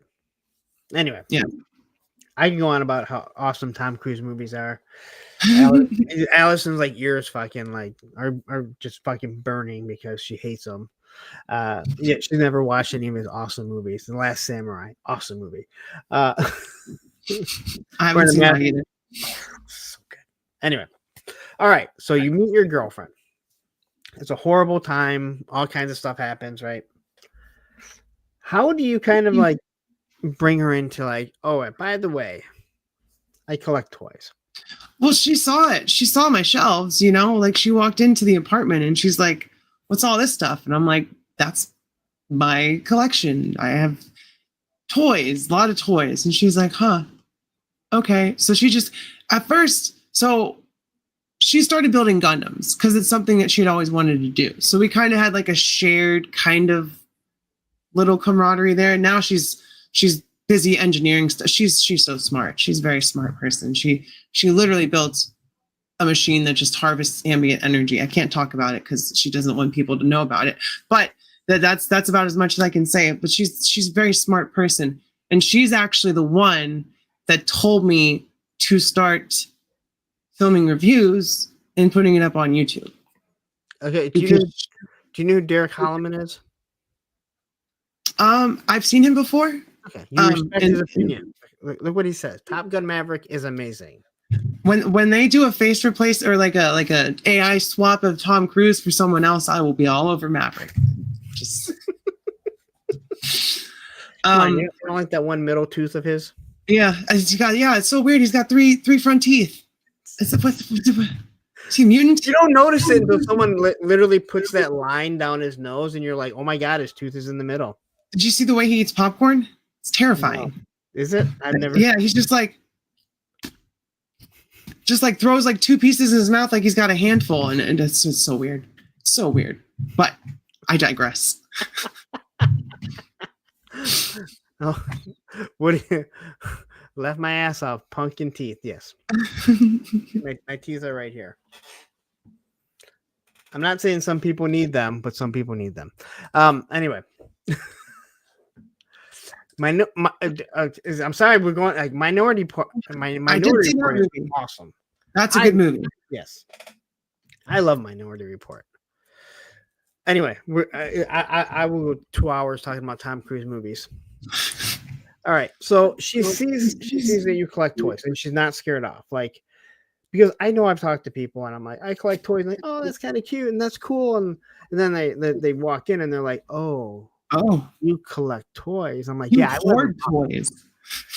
It's not hoarding. I'm holding. To them it is though. To them, when they see that shit, they're like, oh, this is a problem. Do you think you don't you think you have enough? Do you see the door? You can leave. It's right there. It's right there. No, yeah, like people don't understand. Now it's been a while, but it's kind of one of those things for me. It's kind of like it's also making a profit. It goes right back into buying toys. So yeah, it supports the habit, I guess. You gotta spend money to make money, right? That's how it goes. That is extremely true. And I recently talked about, I think we talked about it maybe after the show. That's how I saw it. Like I worked a way of what I was actually doing to get to this point. And you're right. It takes money to make money. It took me 4 years to get to memberships and all that stuff because I was in my own little bubble essentially until I started doing the live streaming thing and hopping on and doing that and then there's just I met so many new people and it's like what was I doing for 3 years on YouTube? 3-star, you're not wrong. Like a lot of the stuff that I reviewed is Greg's stuff. And I've been yelled at that I should not review stuff if I don't buy it. Like I shouldn't review stuff. Why? If someone gives it to me, I'm honest. I tell you, Greg bought it. It's not like somebody sent it to me. If I review it because Greg bought it and I review it and I'm like, this thing sucks. It's not like he's already bought it. Like it's not like somebody sends me something and then I review it and I'm like, this thing is amazing, just because I want him to send me more free shit. Like it's not like that at all. But I'm like, okay, then don't watch the channel. Like I'm not gonna lose any sleep over it. No. All right. So your girlfriend, she I know I heard you talk about this before, that she was the one that said, why don't you talk about this on YouTube? Yeah. So and I was making excuses. I was like, well, I don't have a camera, I don't have all this, I don't have all that. And she's like, that's not really an excuse. So she worked at this job during this time. When I started my channel, she was working in this company in town. It's called C2. And what they do is they buy bulk electronics either from the government or businesses, and they either recycle or upsell or resell them. And they also would give shit away to their employees if they asked nicely. So my girlfriend ended up getting a bunch of cameras. So she got a 4K camcorder, ring lights, wireless mic. And she's like, all right, here's all the shit that you say you don't have. Now you have to make this YouTube channel and start making these videos. And I was like, I guess I'm out of excuses now. So what I'm hearing you say is your girlfriend is an enabler. Yeah. But now she's mad at me because my YouTube's doing well. You spend so much time on YouTube. Sweetie, this is your fault. Yeah, that's not going to fly. All right. Yeah. No, I've dated women. It doesn't fly. All right. No, it doesn't. Even as another woman, it doesn't work. I'm always wrong. It doesn't fly. Like I know this, like I say, I've been wrong many times because I pay child support. So I know I've been wrong. You're paying for it, literally. I yes, believe me, I am. Only one more, 2 years, just under 2 years. And then I look at it like when I no longer had to pay child support for him, I'm like, it's technically a raise. And I get a raise on top of that from work. Yeah, so, there you go. In 2 years, I'm going to get another raise. And I already know exactly how much that raise is going to be. Because you're paying it every month. Yeah, you don't even see it after a while. But I never, that's like, it didn't bother me because, my ex, it's not like she's like, the kids need something and her nails are always done and her hair is always done. Like it always goes to the kids. So, but it is, man, I can't get in the front of the court bullshit. I'm glad I don't have fucking kids, and I never will. Never. Well, okay. Is that what you want, though? I'm selfish. I want to take care of me and myself and my partner and not worry. I have 3 cats. We have 3 cats together. Those are our children. So, I understand what you're saying, because one of the reasons why I've never like pursued since Susan and I split up was I got back into skateboarding and it was all that I wanted to do. And I'm like, it's not fair if I was to try and date someone and then them be like, all you're doing is going riding that skateboard. When do we have time? Like, because I mean, they have a legit gripe. I always said, a valid concern. Yeah, my thing was I want to meet somebody who makes me want to not ride my skateboard and spend some time with them. Not quit skateboarding, but, and I'm not saying where they make me, but I want to because of, the relationship that we have. But I was so into skating again. I didn't want to deal with it. Like, I didn't think that it was fair to anyone else. And it was nice going skateboarding 5-6 times a day, or 5-6 times a week again. And then all of a sudden my body caught up to me and went, okay, I gave you 2 years. Feeling it in the knees. See, I have a bad back, so I get it. My back is not the best. That's why I stay in shape, so I don't feel that shit. And that's hard for people that when they have especially bad backs. I've told everyone my ex, she's had 4 back surgeries. I don't wish that on anyone. I'm trying to avoid even having one. I don't have anything between my last 2 vertebrae. There's nothing between them. So that's my ex. We were just talking about it yesterday. I had to pull a staple out of her back because they forgot to. And we were just talking literally yesterday. What was it on? I don't remember if it was on Circle of Jerks or I think it was on Darren's, and we were just talking about it. Or maybe it was on Tuesday. But she was always worried, like when she had her thyroid removed, again, another surgery. She's like, I think they left gauze. I'm like, they didn't leave gauze in there. So she has, I forget what back surgery it was.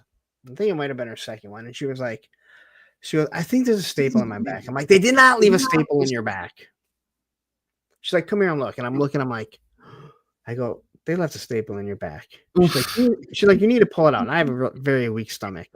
And it's like bunched over, so it's not like you could see it right away. And I had to go get needle nose pliers. You reach in there and exactly. No, thank you. And she's like, why are you having a problem with this? Why do you have a problem with this? This is in your body, and you're making me pull it out.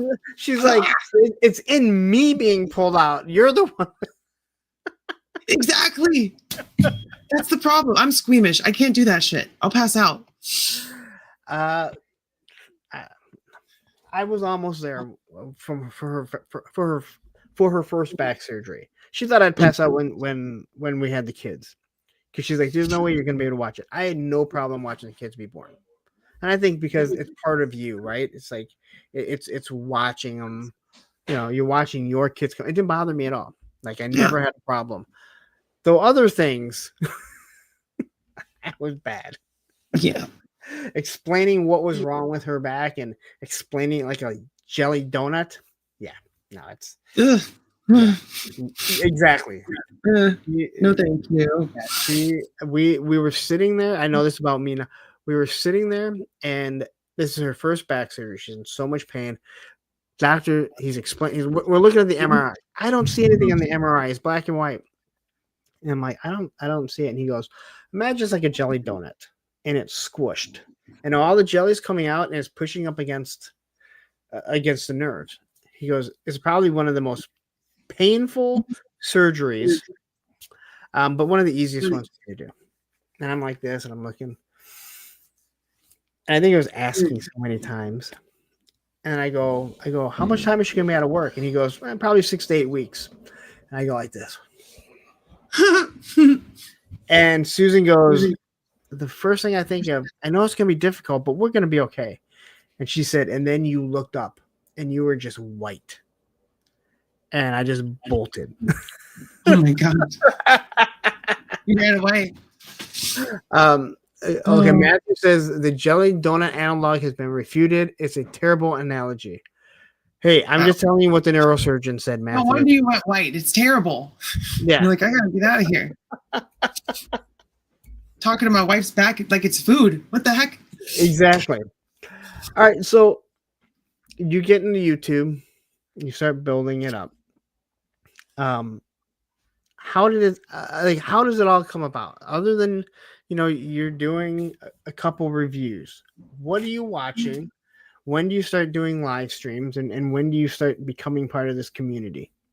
So the first channels that I watched, I want to say the first people I watched were Shartimus Prime, Robo, the big YouTubers. When you type in toy review, that's what pops up. So that's what you watch. And to this day, I try not to watch other people's reviews, especially on stuff that I'm getting. But if I see Robo has a Robo Play Day or, Tales from the Tub, I'll watch that. If I see D Amazing, because he's another one, he's big inspiration to me, especially when it comes to photography. If it's a figure I'm not going to get, I'll watch that, just even if I'm not interested in the figure, because the man makes great videos, takes great pictures. So, I was watching those. That man can pose like no one I've ever seen. I was so happy when he came onto my channel for an interview, because I had so many questions about photography, and we ended up talking about Warhammer, which I'm not even a fan of, but that guy has almost every single Joy Toy Warhammer toy. But that's beside the point. But so like Robo, D Amazing, Shartimus, those are really the big three that I had watched. And then I started watching like Displaying Model Behavior, who is probably absolutely my favorite YouTuber at this point. Dave is such a great guy. But I was just doing my own thing. I was reviewing toys, and up until last December. So last December, I hopped into one of Dave's live streams.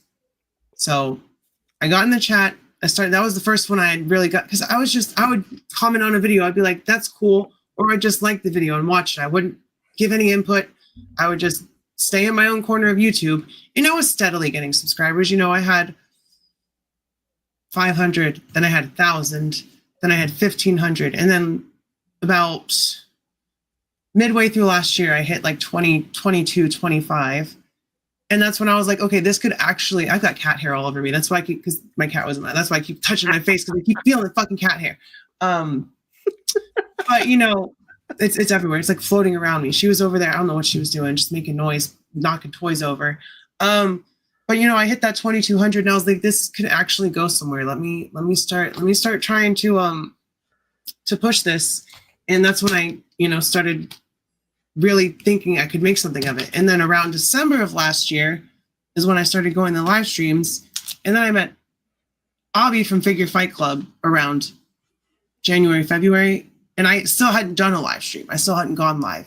I hadn't been on a screen. I hadn't put myself out there like that, because I was like, a review is contained. I can edit what I'm saying. I can cut around my dumb shit. I can present exactly what I want someone to see. Live streaming is a little bit different. But I dipped my toes in. I went on Figure Fight Club's open mic night. And that was kind of the can of worms of like, oh, I can just hop on a screen and talk, and a couple people will show up and watch it. And that's when I started really getting more subscribers and more viewers, and a lot of crossover from other YouTubers. Like a lot of my subscribers are from Dave's channel, because Dave, the saint that he is, would just plug me on his channel constantly, which was amazing, because he didn't have to do that. He's got 46, 47K. He doesn't have to make the time for people like me, but I love him. I would consider him a friend, just because I saw what he was doing and I was like, I can do that. I can get on live and I can talk.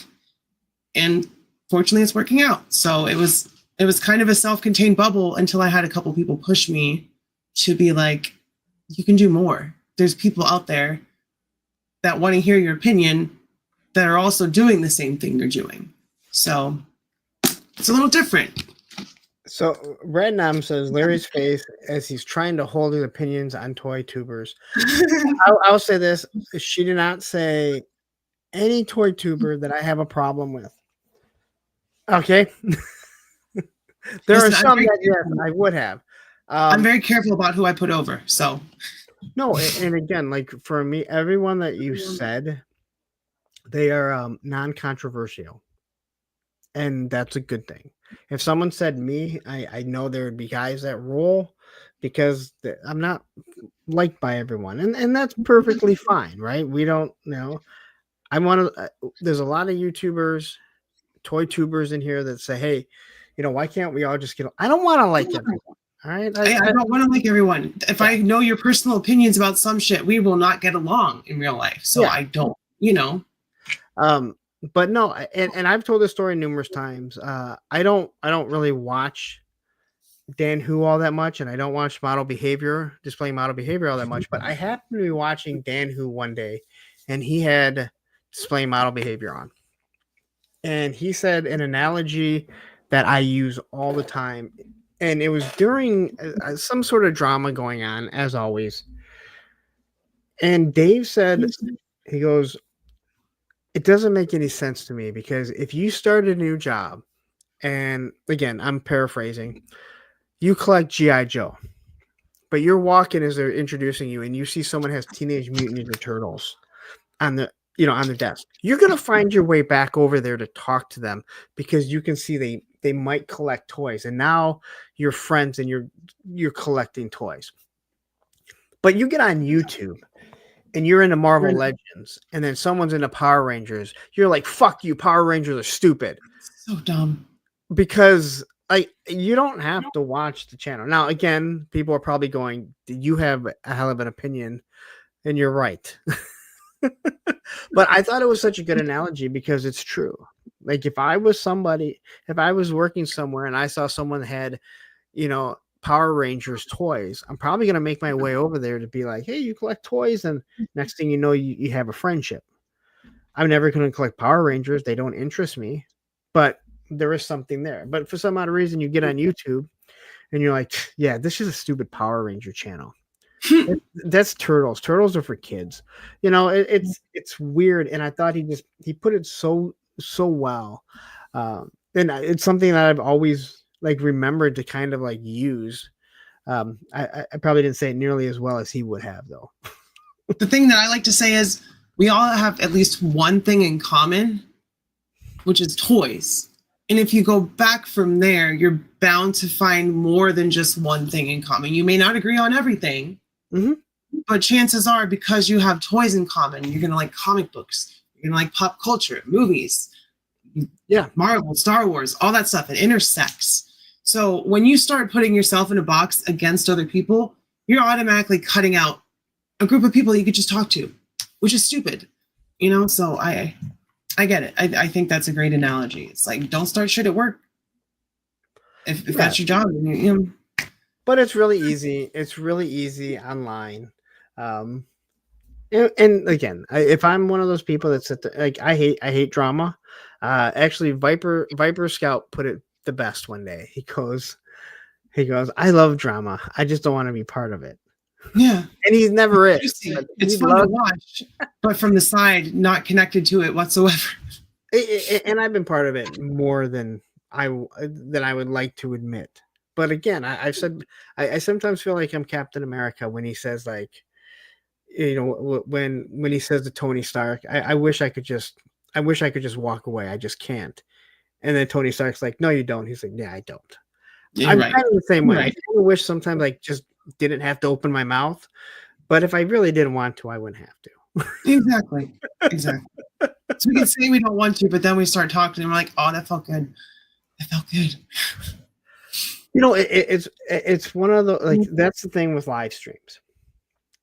Once you say it, it's there. Where how many times have we thumbed out a text to somebody, an email, a comment on Facebook, and then you delete it? It just feels good. You wrote it out, you got to read it, and then you're like, you know what? I'm not going to do it. I validated it for me. They don't need to see it. Delete, But for me, they've seen me lose it on here. Oh, it's happened on my live streams before. I definitely have gotten a little angry sometimes. I lost it, I think, last week on Circle of Jerks because I'm sick and tired of seeing the same fucking YouTubers get circulated. Like, put some new people on. You guys are big channels, and you're just using the same fucking people over and over and over, and it's the same fucking voice. Get some new people on there. Build some new characters up there so we can see some other people. Not all the people I have think the exact same voice. I know what you're talking about, and when it comes to that specific thing, it's a very closed circle. You know, Very closed. yeah. They have their own little approved list of people they can and can't have on. And I understand that, like, you can have your list, but just like, branch out a little bit, get some new voices in there, bring some, you know, bring a little bit of fresh air in, because you can only hear people talk shit about Marvel Legends, and I'm not a Hasbro apologist or shill in any way. I buy a lot of Hasbro shit because they're the ones making what I like, but I will also go in on them. But you can also only hear that so many times when every time there's a new Hasbro Pulse stream, look how shitty this is. Even if there's something that you personally enjoyed, hearing someone just say, oh, this is all bad. It's like, just take the second to appreciate that someone out there was waiting for this. And you said that when we met about, like, I think it was the Game Reverse Spider-Man wave, because I shit all over that thing. And I still stand by that those were just cheap cash grabs, but people want them. People want that Venom. People want that symbiote Spider-Man. Oh, I saw a big YouTuber review that symbiote Spider-Man, and he did a terrible job, and I had to say something. I'm not going to say who it was, but I was like, bro. I watched what you said. I was like, bro, what are you doing? This is all wrong. Yeah, so it's like some people just need to take the time to either get some new voices for themselves, or B, just think a little bit more and do a little bit more research. You know, it seems like some people are not. They don't want to have fun. Like, they're not having fun, and it's like, why are you doing? Why are you spending thousands of dollars on something that doesn't make you happy? That's not your kids. I'm sorry. If you have a kid, you gotta. You have to.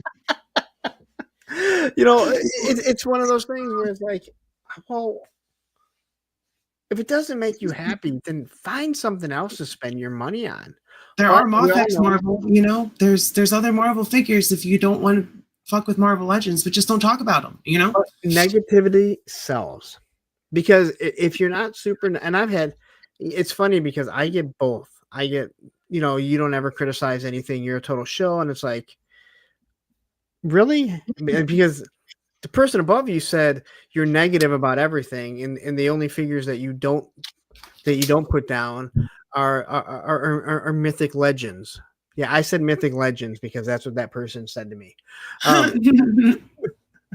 And I had to ask my mods. I'm like, I don't even review that many mythic legions. But like 5 videos up. Yeah, you know, and I've had people mad because I'm like, just because you're pointing something out, you're doing a review and you're reviewing everything. You're pointing something out and you're like, I really don't like this on it. It doesn't mean you're saying that it's awful. You're just saying there's something that you may not like about it. Now, I have thrown figures. I've tossed figures. Oh, I have too. And I had and Savage Crucibles had watched my video, and he remembered me at Joe Fest because he said that I threw the figure, and I said I didn't throw it; it was a toss. And then we all watched it that night, and we all agreed it was a toss, not a throw. Now that Marvel, the MCU Falcon, that was a throw. I mean, that thing is like 100% reuse, other than the head sculpts. So the MCU one, is it all new on that one? I know, and yeah, I think it's all new. But I couldn't get the wings to stay on. And then people were telling me I had the wings on wrong. I'm like, I didn't have. It doesn't look good either way. It's not like I ended up getting another one. I got another one, and the wings stayed on. It was manufactured wrong. Oh, you got a bad copy. Something was wrong because the next one I got, it stayed on better. It's still not great, but where the Captain America, the Sam Wilson Captain America, the wings are made. They stay on way better, completely different. Yes, the Brave New World. All you gotta do is watch the beginning of it, and you'll see me chuck it behind me. I'll have to go watch that at some point. Well, I mean, I threw it behind me because it was at the end, and I just so people realize, I did not realize that I had these 3D printed racks behind me, and they kind of exploded when I did it.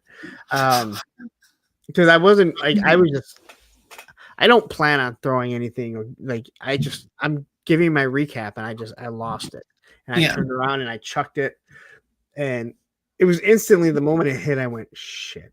Like in my head, I just fucked up. Yeah, I'm like, oh, damn, I didn't realize that. I've done that. I've thrown a figure and I threw it the wrong way, and it just knocked shit on my shelf over, and I was like, this is what you get for getting angry about a piece of fucking plastic. More pain and suffering. I mean, I've talked about this with friends before. I can remember the last time I got mad and broke a skateboard on purpose. I can remember where I was. I was skating by myself. I got mad. I flipped out. And I remember putting my board in my trunk of my Dodge Neon. I sat down and I went, this was honestly a realization. I sat down in my car and I go, never again. I go, I'm never going to be pro. That's long gone. When I'm mad, I'm just going to throw my board in my truck. When I'm not skating well, I'm going to throw my board in my trunk and just say, hey guys, I'll see you guys later. I'm having a bad day. And instead of losing it, and that was it. I mean, I'm not saying I haven't gotten mad before, and since then. I was like 20 at the time. 2021, like that's the last time that I can remember getting that mad and breaking a board. I don't even know if I broke the board. I was throwing it. I know that. I think I might have broke it, but I was just so pissed. And that was the last time that I let skateboarding control me over it. And I used to break a lot of boards. I might have had anger issues at one time in my life. It's expensive once you start breaking more than two. You're like, oh, okay, this is a problem now. Quip, I used to work at a skate shop. And we didn't make a lot of money. So all I did was take a board. I tell her what I took, and she added it to my tab, and then she took a little bit of money out every check. I quit, and I was still paying off that tab for a long time. That's hilarious. I would just say I broke a lot of boards. There was a lot of anger in me. All right. And then you look back and you go, at least I can say, like, in this toy world, I've made money. I've never made a dime skateboarding, but I've given that industry a lot of money.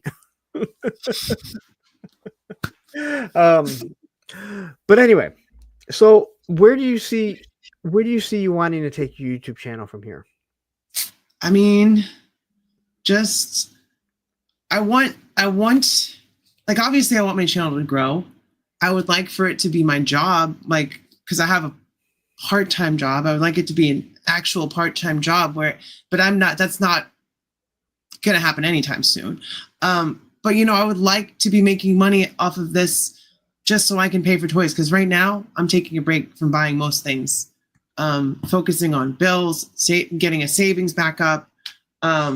So I really want to expand what I'm doing on my channel. So I've done a couple Marvel Legends retellings where I like go back and take a comic arc or a certain, run and use the Marvel Legends to talk about it. Like I did a Secret Wars video. That thing is an hour and a half long because I literally went and read all 12 issues. I read them separately, and then I was reading it while I was filming it so I could do the dialogue and all that stuff. And then I did Clone Wars, which obviously does not have a mini series. The Clone Saga, sorry, not Clone Wars. Clone Saga was like 5 different Spider-Man titles. So I kind of just pulled it all together into a summary, about 10 minutes. And that's I think a good sweet spot for YouTube is a 10-minute comic book video using the figures. So I want to do a lot more of those. I just did Dark Avengers, Dark Reign, and then I did Squadron Supreme as well. So there's at least 4 of those on my channel, and I want to do a lot more of those. And I want to do toy histories. Like I want to do deep dives on Power Rangers Lightning Collection, talk about what went wrong, what Hasbro should have done, where they would be right now, still making them if they had done these things. Talk about Toy Biz Marvel Legends all the way up to Hasbro. Just stuff I've wanted to do, I've been planning on doing, but the reviews have always been the primary thing, and I want to make a shift. Those reviews will go, new stuff is members first now, 3 days, everyone else gets to see it, and then I want to make more original content because that's just cheaper. I have a bunch of figures. I got to use them, you know? I fully understand. I've talked about this doing what I do. Like, do you watch Toy Connections? I have not heard of them, Oh. actually. So check out Toy Connections. Ken, are you watching? Ken's a really good guy. If anyone fucking tells you, I'll fucking punch you in the face. I'll see Ken in a week. Ken Toys? What? Toy Is it Connection. Ken Toys? Oh, okay. Okay, gotcha. Ken Poe. So another Ken. He's Gotcha. he's a Canadian. Oh, okay.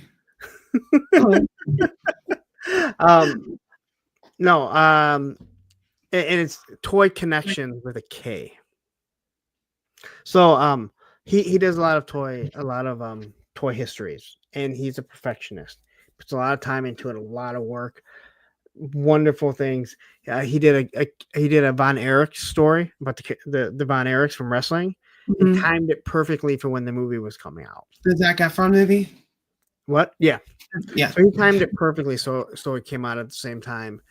And him and I have talked about it. Like we talk a lot, especially about YouTube, because we kind of feel the same way with YouTube. Like it's a hobby, but you should take it serious. You know, why not take it serious if you're monetized and make some money?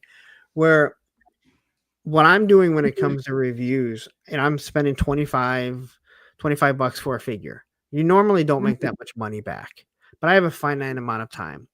Where Ken, sometimes he has to buy stuff for his histories, but that stuff he's going to buy for his collection anyway. And the difference between like what we're doing is like I'm getting this really fast, this fast burn when I do the reviews. I know that when you do a review, you have usually 4 to 6 weeks that you're going to make money, and then normally it's going to drop off like crazy. And believe me, guys, when I say money, 15 cents, 25 cents. Yeah, like I cover the majority. I almost cover the majority of all my classified figures. I'm lucky. I will be 100% honest. That's pretty cool. Yeah. So like the one thing with Ken, it's like it's not costing him money. And I'm like, Ken, I don't want you to take this the wrong way because your time is money. The effort that you're putting into it, the research, that is time and money, but it's not costing you any overhead. Where like when I'm doing it, it's costing me overhead. So if I make $400, let's say a month, and he makes $300, but I put, $375 into, the product that I bought to make that, well, then I made $25. And if he put $50 into it, well, he's making more money than me. But that's what he does. And he does a wonderful job. So check out his stuff. And I'll have to look into that because I do love toy histories. Like I love Secret Galaxy, Dan Larson. I love his deep dives. They're so fantastic. And that's part of the reason I wanted to do it. And also I'll have to see if Dan wants to come on my channel because I've reached out to him. He's very approachable. He'll respond on Instagram. So he's a very nice guy. So I've heard people say what a jerk he is. I've met him 3 times. He has been wonderful. A matter of fact, the first time I met him, he noticed me wearing a Sergeant Red shirt, which is my local toy store, because he started watching them before they even opened up their shop. When they were doing, they used to do videos for everything, all the lots that they were buying, and they got a Dungeons and Dragons figure before anything. He hit him up and said, "Hey, do you guys ship out?" "Oh yeah, we'll ship it out to you." PowerCon, he saw me wearing the shirt. He approached me and was like, "Oh hey, are they here?" And so we started talking. Then I saw him at Joe Fest, and I went out to Sergeant Red's. Been a wonderful guy. Like could not have been any nicer. And again, I've met more than enough people in my life that you can tell when they're being nice, but they're being nice because they have to. And then you can see when people are being genuine. I'm nice because I have to be. I think with Dan, if he's a dick to you, it's probably because you were a dick to him at some point. Because or you just have commented something on one of his posts. Because his toy photography, the pictures that he takes, a lot of times he has a message attached to them, and some people don't appreciate that. So I think if anyone is like, "Oh, he's a dick," it's because they don't agree with his personal feelings, and that's fine, but it doesn't mean that he's an asshole, you know? And I know a lot of people have an issue because he can be, from what I understand, kind of political. Yeah, that's what I'm saying. And again, that's not me, but I don't care what your political stance is, and we talked about this. I don't really care if we can have a conversation. And there's a reason why I don't talk politics. It doesn't end well. I can go on Facebook and see more than enough people that talk it and just go through those comments and be like, this is awesome. Trust me, I understand, because I get very angry about stuff. So it's not, if it's not for toys or other people's channels, if that's what you want to talk about, like I do sometimes on my channel, and that's just it. Like, your channel is your channel. You can do whatever you want, right? As long as you understand the repercussions that might come with it. And, I go back to what Michael Jordan said. Republicans buy shoes too. And no one needs to know where I stand politically. I can tell you what I choose. Here's what I think. In the past few elections, every single person running for the president was a fucking idiot. And I think my dog could fucking run the country better. I'm just saying. But someone had to win. Roman, I'm not making fun of you because you're smarter than them. Believe me. Oh, yeah, where's Roman at? She's sleeping? He's with Olivia, I believe. Oh, okay. I haven't heard the snoring. She's here, so he'll spend time with her until I go to sleep. Oh, That's about as far as I've had people really mad over the politics thing because I've made stuff.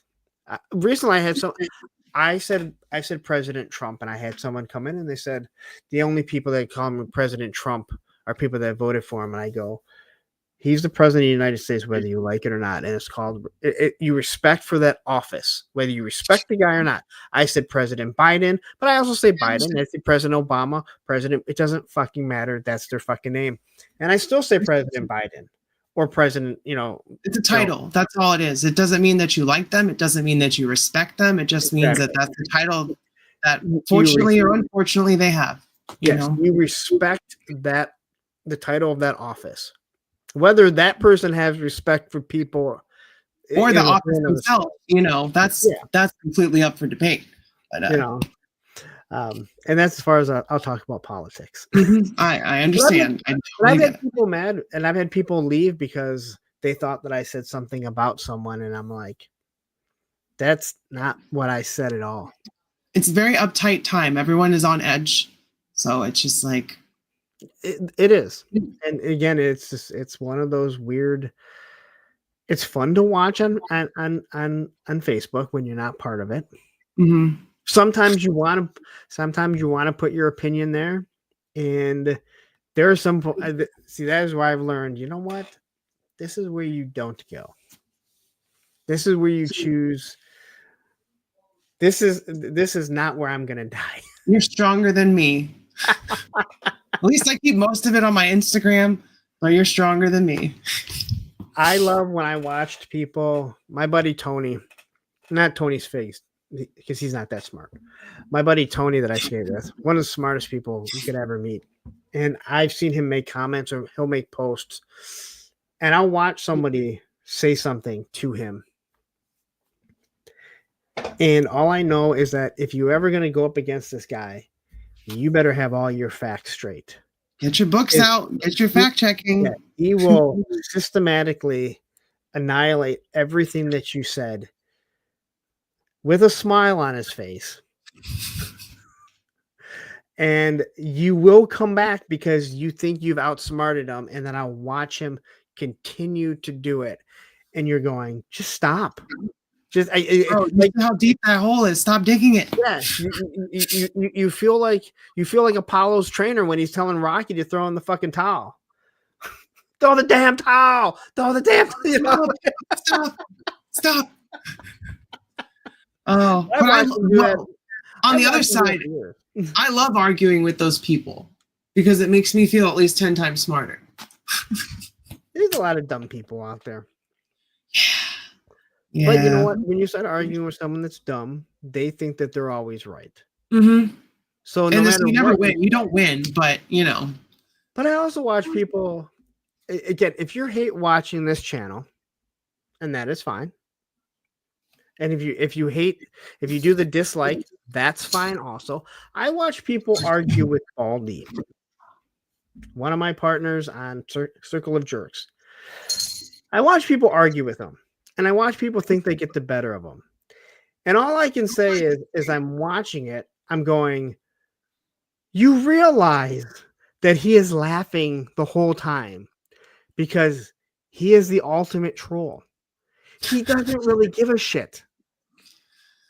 He just wants to get you going, and when you're going, oh, you just wait. And I'm going, just wait. This guy has duped you completely. Everyone else has noticed. Yeah, everyone else notices but you.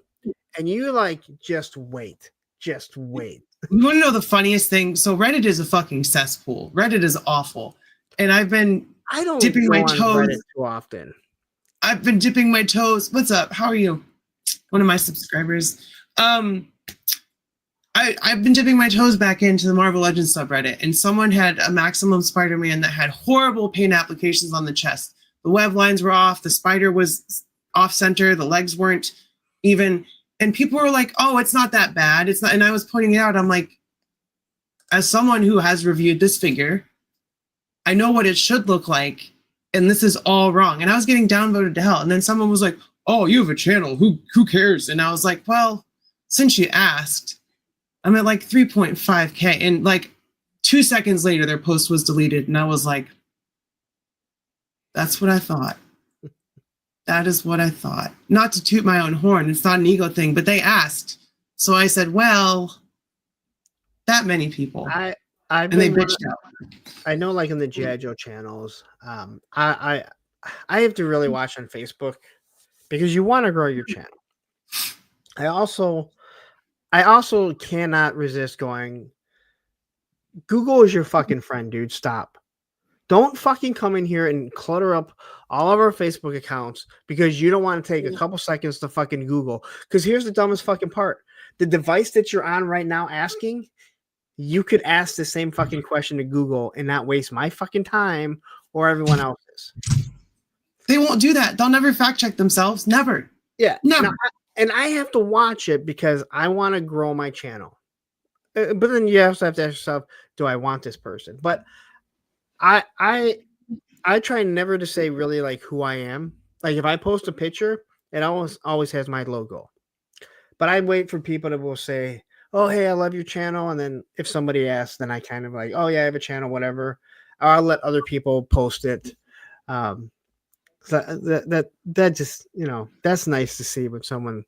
It is nice to be recognized. Yeah, because I've been recognized on Reddit. Like I've had people, oh, I watch your channel, I watch it. And then you have clowns like that. And it's like, since you asked, But yeah, I've been there. I don't try to be like that, but they pushed me. And I'm like, it's in my name, Rowdy. I will get rowdy.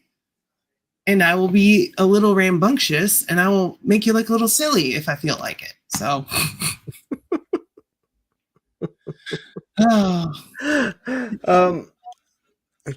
And let's see here. I gotta find it. Here comes the money. Here we go. Money talk. Here comes the money. And your friendly trans motion girl with the $1. This is a super sticker, I think. Mm-hmm. I think it's a super sticker. So thank you for. I don't understand like the super stickers because they have the super stickers. They have the super thanks. I understand super chats. Thank you very much. Now they got like rubies or emeralds or something for the vertical lives. Like, yeah, it's like, what are you doing, YouTube? This isn't Twitch. Don't try to make us into NPCs. Ice cream. Ice cream. No, thank you. No, don't take it bad. But there's super. I don't understand why someone does a super sticker rather than like a super chat. I think the super sticker is $1 and then $1.99 is the threshold to actually type a message. Oh no! So I think $1.99 is 99 cents. You can do 99. Okay. Yeah. You know the difference between a 99-cent one and a $1 one, right?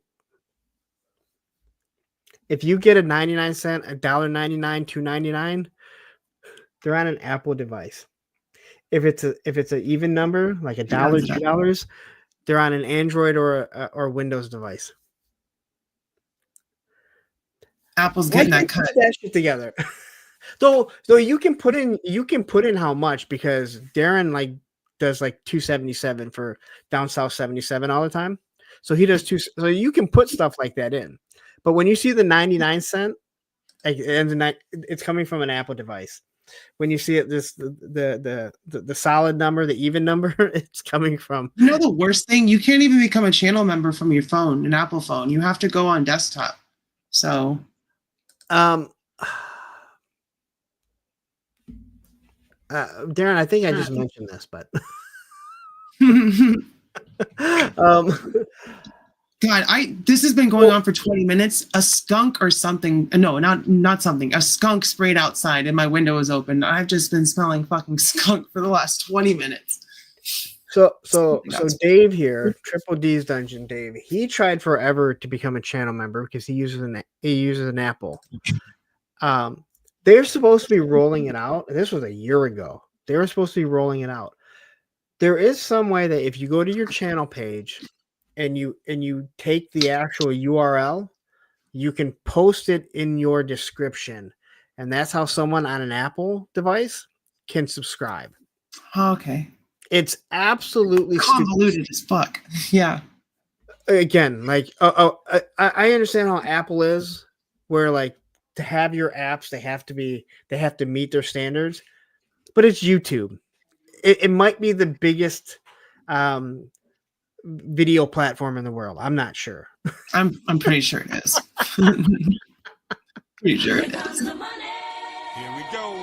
Money talk. Yeah. And just Jeff with the $5 super chat saying, "Much love, Rowdy. Don't let the bastards get you down."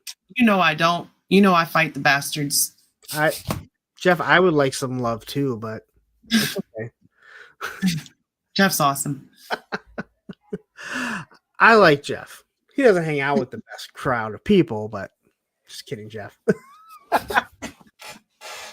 No, I like Jeff because he's gone out into the world, into the YouTube world, and he's carved his own niche, made his own friends.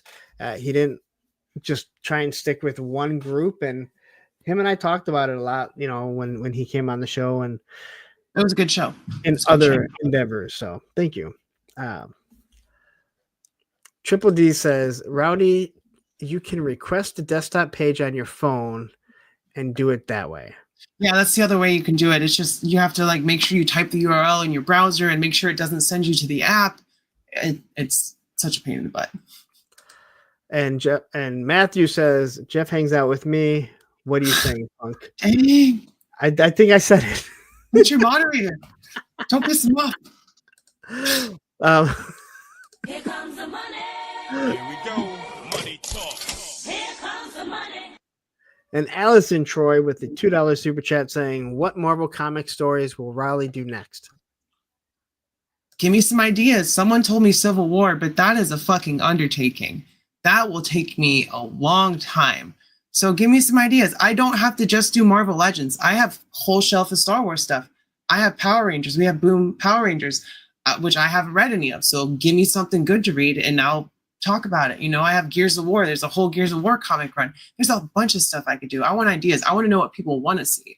But for Marvel comics, I've only had Civil War suggested. So give me some ideas.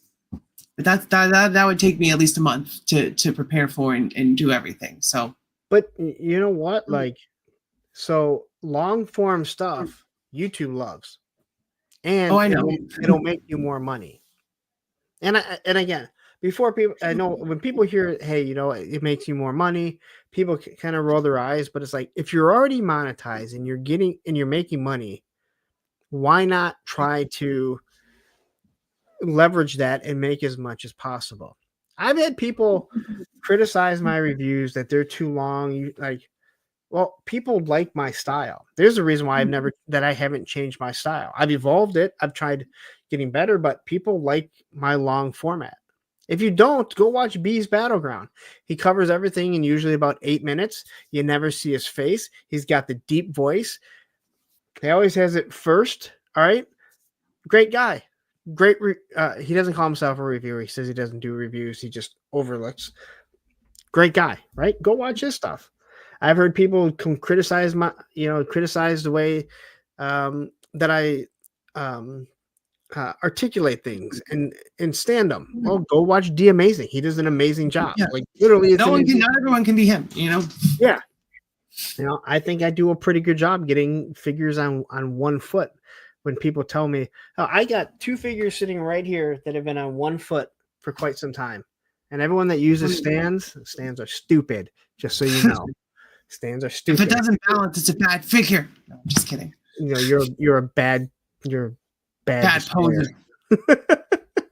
I have 2 figures on 1 foot here. I got another figure up there. I've had downstairs a Cobra Valkyrie, a female who has smaller feet.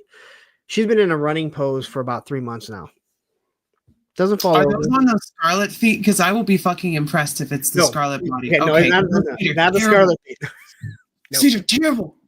Okay. I will almost give you a pass if you have a stand on the Scarlet fucking feet. Because I'm glad I'm not the only one that fucking. I was so looking forward to that figure, and when I got her and her dumbass wouldn't even stand, she immediately got cut from my top 10. I was like, "You're out, bitch, you're out." And you know what? That Scarlet Buck. It's on the Quarrel. It's on the Glenda. Yeah, that has lab. And it's not even the body; it's the fucking feet. They're like round or something. Yes, the toes are round, and female feet are already smaller to begin with. The ninjas kind of have the same problem too, but they have a little bit bigger feet. But their toes go up. The Crimson Guard kind of do the same thing. The original Cobra Commanders, he has like the cowboy boots. I don't know why Cobra Commanders cowboy boots. But yeah. It's terrible. I don't know why they did that. Correct the design flaws and then release it. And don't reuse the body that has the problem multiple times. That's my biggest gripe. I know Hasbro's all about reuse, but when you're reusing a bad or an old body that has problems, that's when it's a problem. Well, you can't just redo the mold. No, but they could make new feet. They have other feet. Yeah, but they have that mold. Yeah. Tooling. But you know what? Everyone reuses, whether people want to admit it or not. G.I. Joe's been reused forever. Yeah. I do think at some point you need to start phasing out, like Marvel Legends. Like you need to start phasing out some of these. The retro Venom body with pins in it that they're re-releasing for the 50th time in that Capcom 2-pack that they just put it for pre-order today. I'm so salty about that Venom still having pins. I ordered that. I ordered it too. I really want the Captain America. Captain America with butterfly joints, which I was also mad about because I just got Secret Wars Cap. And the bad thing about the new one is he doesn't have the scaled armor. It's just plain flat. So it's once again. What do you think about that Secret Wars one? I like him a lot. I think it's a great figure. The only thing it was missing was the butterfly joints. Could be a little bit taller. Could be like half a centimeter taller, just to give him a little bit of height over everybody else. Because Cap is like 6'3", something like that. And I'm a stickler for scale when it comes to Marvel Legends. I was so bummed out by how big Renew Your Vows was when it came out because it's too big for Spider-Man. So for me, scaling is very important when it comes to lines like that. Because if you want to do a 6-inch line, that's fine. But that doesn't mean they're all 6 inches or 7 inches. Todd. Todd doesn't know what scale he's doing. No, the only scale he knows is Batman scale. That's all he knows. He knows he's not doing 6-inch scale. That's what he does. Yeah. No, I that's what a lot of people don't realize. Like 6-inch scale does not mean they're 6 inches. It means that they're based off a 6-inch scale. So like 6 inches would be 6 foot tall. And then you go down from there is essentially what 1/12 is. Should be. But Marvel Legends has crept up to 6.5. So it's a little bit bigger. They're on the same scale that Classified is. Yeah. And if you go to the Black Series and like the Power Rangers, those are smaller. Oh, the Power Rangers? I know Black Series are, and I didn't realize it till I got a Moff Gideon that I wanted to turn into like a a Cobra Commander. So I realized he's like a foot shorter. So those are like true 1/12 is what the Black Series, the Power Rangers, the Indiana Jones, the SH Figure Arts, those are true 1/12. So they're a little bit smaller. So, but I think what doesn't make any sense. Okay, I understand. Let's say you're doing Operation Monster Force. Maybe they're different scale because they're different companies. But why is when it comes to Hasbro, and I understand there's different licensed properties, but the Black Series should be in the same scale as Legends and Classified and Ghostbusters and everything. They should be able to be put on the shelf, and you look at them, you're like, they all scale. I think it's because for some reason the live action stuff, they want to skew to a more accurate proportion, and then the G.I. Joes, the Marvel Legends, that stuff is kind of like heroic proportions, like comic books, like 5 heads high kind of stuff. So they're a little bit bulky. Have you seen Thor in the movies? Well, yeah, I mean, but Thor in the comic books is 6'7". He's not small, so it's Chris Hemsworth. He is heroic, right? He is Thor. That man is Thor. I hope he plays Thor forever. I could not see another person. And I know he's coming back. Yeah. I'm actually excited for Doomsday and Secret Wars. I'm hoping they stick the landing on those two. Really. I always am. I don't root I don't root for like bad movies. Except for Aquaman. It was so bad that it was good. I didn't even watch the second one, but the first one was enjoyable it was so bad it was good. It was just cheesy. And Olivia and I watched it, and it was so bad, and we made jokes. So when Aquaman 2 came out, I was like, are we going to go see it? And she's like, oh yeah, we have to. She made me either a birthday card or she always makes me a birthday or Father's Day card, right? That's sweet. And she always takes something that we've done. So she's made it about Buffy the Vampire Slayer, but she did one about Aquaman, and I think it's still on the refrigerator still, but it's like nice. She said something like, I know you wouldn't let a tree guy kidnap me because it's like I forget what it, but like there's like a tree guy or something that kidnaps his son, or he looks like a tree. I forget what it was, but like, that's the type of stuff she does. That's funny. Yeah, she made Ed a card because Ed wanted a birthday card, so she actually made my moderator a birthday card. Oh, nice. Yeah. Nice. But yeah, it's I love when she does stuff like that. It's awesome, and I always show it on Instagram. So I'm always like, so I have a Father's Day card. I should have one coming this Sunday. Yeah, it's this Sunday, right? Yeah, I guess. Happy early Father's Day. Oh, thank you. Yeah. It's just another day. I'm not going to say it to my dad, so I'll say it to someone else's dad. Well, Mother's Day, it's one of those things, since my mom passed away, I didn't really think about Mother's Day. So thank God for sports radio who really pounded in your head. So I knew when Mother's Day, and I still know when Mother's Day is because I second Sunday of May, right? All I know is it's right around my ex's birthday, because her birthday is the 24th of April, and then I always remember that right after that. Okay, so the end of May is Mother's Day. Yeah, I'm in the same boat. I don't think about Mother's Day. Yeah. My grandmother passed away. I don't have my mom, so it's not something I think about. So. But that was one of those things. Like, even like as awful as our breakup was, and again, we're actually good friends now.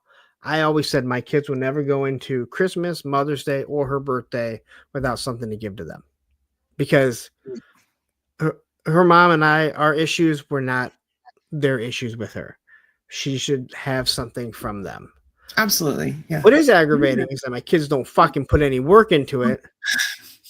I'm like, I will buy it, but you guys need to tell me. I know what mom wants. Why don't you know what mom wants? I don't know. Because I don't bang her anymore. That's why. Clearly you didn't know what she wanted. That's the problem. She didn't want that. I'll tell you that much. Oh my goodness. So anyway, I know you have to wake up soon. So I say we've gone 2.5 hours, and I do appreciate your time. Tell everyone where they can find you and what you have coming up.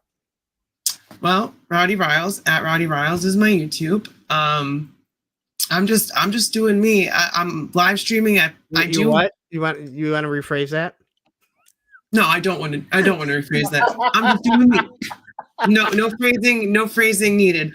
I do have scheduled live streams. Like I do generally live stream on Thursdays earlier in the day, and Saturdays are my members only streams. But next Thursday, I have Nostalgia Unboxed coming on, so that's something to look forward to. We're going to talk. You know, he has a lot of diorama pieces that he sells and makes himself. So when I have someone on, I try to cater the questions to them. I don't want to regurgitate, ask someone the same questions over and over. So it's okay. I forgive him. So yeah, that'll be a lot of fun. So make sure next Thursday at 5 p.m. I try not to step on anybody's toes with my live streams. I know when yours are. I know when everybody else's are. So because I go to bed early, I move my shit up. But there is no step, and I say this before. I'll say this until I stop doing YouTube. If 9 p.m. on Monday is what works for you, I don't want someone to go up against me. I mean, hell, there's enough. But if you're like, I want to do live streams, and the only time I can do it is 9 p.m. on Monday, then you do it. Because my job is never going to be to try and make. My job is not make you watch someone else's. It's to try and make you watch mine. Yeah. And this is not the 80s where it's either Family Ties or Growing Pains. Now I don't remember if they were on at the same time or not, but two big shows. Like I remember Growing Pains. Yeah, you don't get to watch one or the other. You can come back and watch the other one. I feel like a lot of people don't feel like that. They are. Yeah, there's room for everybody, and there's time for everybody. It's just my schedule changed when we planned this. I had Thursdays off, and I worked like from 8:30 in the morning to like 10:30 at night, and that was the earliest and latest I'd go in. Now I go in at 4 a.m. and the earliest I can go in is 2:30. So my schedule completely flip flop. But I was like, there's no way I'm canceling. And that no way I'm changing. Why I did ask you if you're still in, because I heard you say that you got it. I don't know if you got a new job or you changed, but you were going in earlier and you were going to bed. And I was like, yeah. Everyone's pissed at me. They're like, you don't come into my live streams anymore. I'm like, I'm sorry. I need to sleep sometimes. Sorry. It happens, right? But yeah, and it sucks because when you do live streams, and when you like someone that does live streams, you like to be part of it. Like I like to be in the chat. Yeah, it's like going to Joe Fest, right? Or going to any of these cons. You want to go there because you want that live interaction. You know, it's awesome to watch it on the replay, but you're missing that element. Yeah, I can't tell you how many times I've watched the replay and I'm like, I'm about ready to type in what they were missing, and I'm like, oh, wait a minute. This is just a comment. They're long gone. I'm gonna have to wait for someone to reply to me. Yeah, that's the thing. Like, if you don't see me on screen, I'm probably in the chat. Like, I try to pop in when I see you go live. I try to pop in. Well, I'm generally on Tuesdays on Figure Fight Club. So it is what it is. If you want to go live, go live. If you want to be in the chats, be in the chats. Yeah, and like he says, like there's only so many hours in the week. Now, if you're like, you know what, I got a pretty big channel. I don't like punk, so I'm going on at 9 p.m. on Monday because I want to take away. That's just a dick move. Now, go ahead. I'll fucking call your ass out. I don't care because I put in the work. You have a steady audience. You have a built-in audience that'll show up no matter what, you know? Yeah, and I'm starting to get there too, which is crazy. You know, I always have like 15, 20 people that are guaranteed to at least pop in. So, and it makes you feel good. And again, I say it all the time. I'm like, I don't know why people watch me. Me neither. I don't know why people watch you either. I'm just kidding. They want to hear me obliterate the English language. I get that. I like that I can say obliterate. It's called imposter syndrome. We all have it, you know? We all get that feeling of why would anyone give a fuck about what I have to say? But people care, apparently. So, and you know what? You got to give them what they want. Mm-hmm. So, when all your links to your Instagram and to your YouTube are in the description. So please go over there, subscribe. Congratulations on 3,500. Thank you. I really don't think people realize, like, I watch a lot of YouTubers on how to grow a channel. And when you actually see how few people hit 1,000, and I'm not talking about just the toy world, but I'm saying in general, how few people hit 1,000 subscribers, it's mind blowing. It is very difficult. It's a lot of work too. It's consistency. Yeah. It's consistency is the main thing. And Matthew was one of the people, he always said, consistency is the new king, or new currency.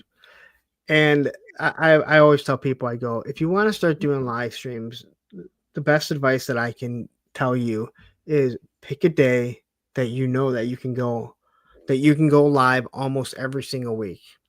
You're not getting paid for it. So if you have to miss a week or two, that's one thing. But if you pick Thursdays, go Thursdays at 9 p.m. because people will start to tune in. The same way for 20 plus years, people are watching Monday Night Raw. They know where it's at. It's a guarantee that it's going to be there, Exactly. And I can't tell you, when I decided that, I was just like, you know what?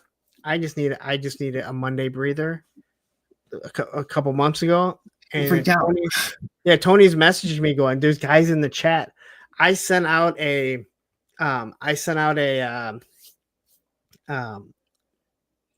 community saying, hey, you know what? I just need a break, guys. So you guys will see me tomorrow on Circle of Jerks, right? But it takes time for that to go out. So Tony's like, hey, he's not going on again. It was like 15 minutes into it.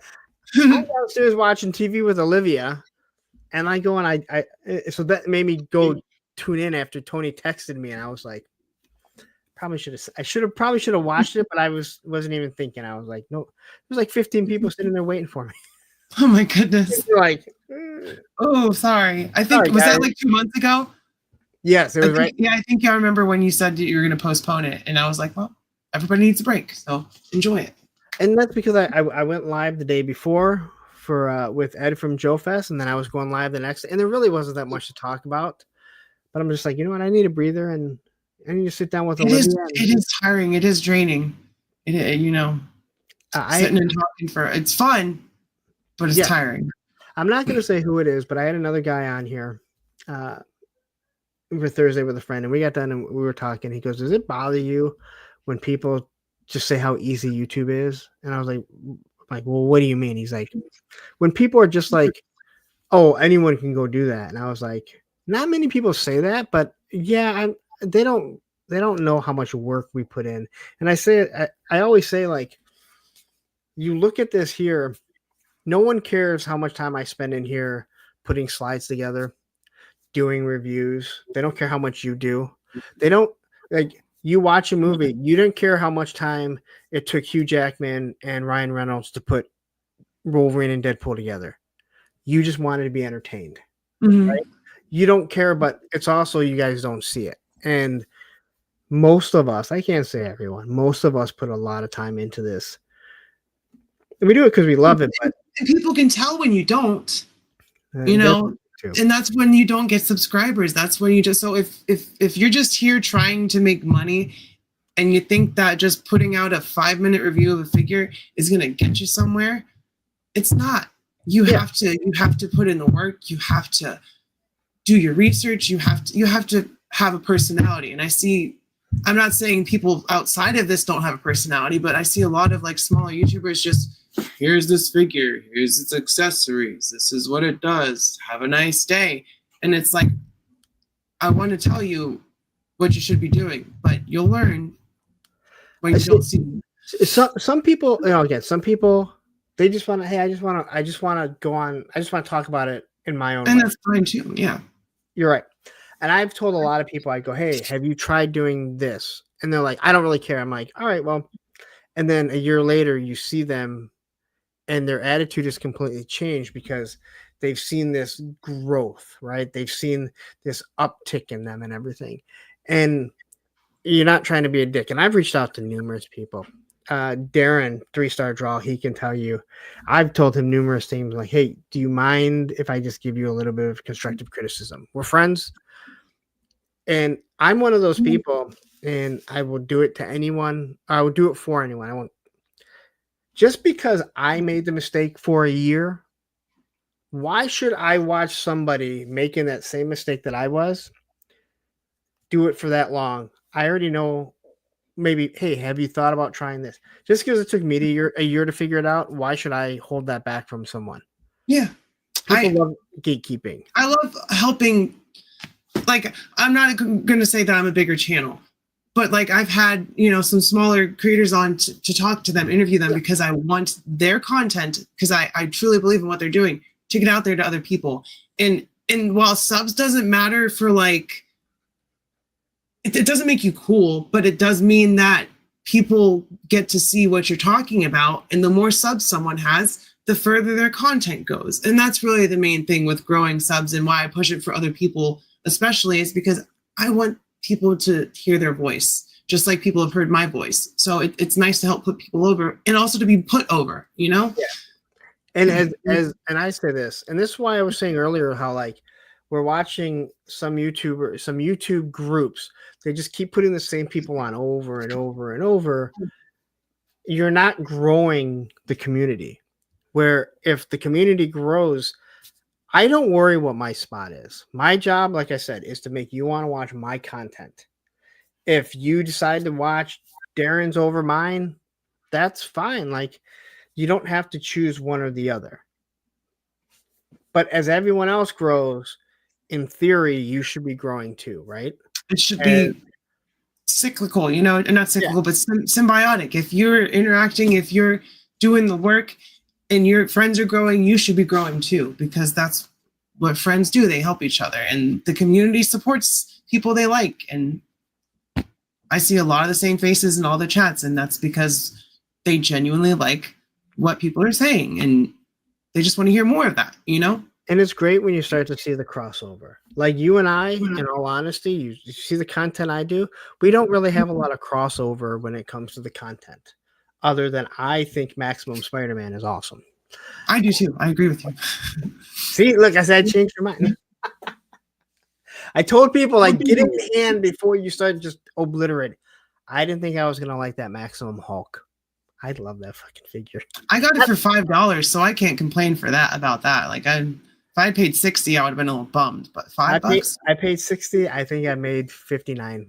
So I technically. Oh, so you paid for it? Yes, that's pretty cool. It doesn't happen. See, I'm about to hit AdSense. I'm like 100 hours away. I don't know how any of that's going to work. I don't know how I'm going to manage that or anything. It's interesting. I'll help if you need any help. I'll help you out as much as I can. Because I don't want a lot. I'd like a mid roll and maybe a beginning ad, and just let people watch my stuff, But I don't know if that's how you. I just let YouTube pick it.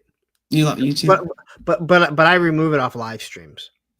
Yeah, that I don't want ads in my live stream. Yeah, have it after, so people watch it on the replay. That's fine, but you don't want it while you're live. Yeah, and sometimes YouTube will just reset it, and all of a sudden, now I have YouTube Premium now, so I can't see. I always have mine going on here, so I can see if I freeze up. But there were a few times like ads would start rolling. I'm like, why the fuck are there ads? There's not supposed to be ads. Because that's the last thing you want during a live stream, right? Yeah, then you're gonna miss something. That's crazy.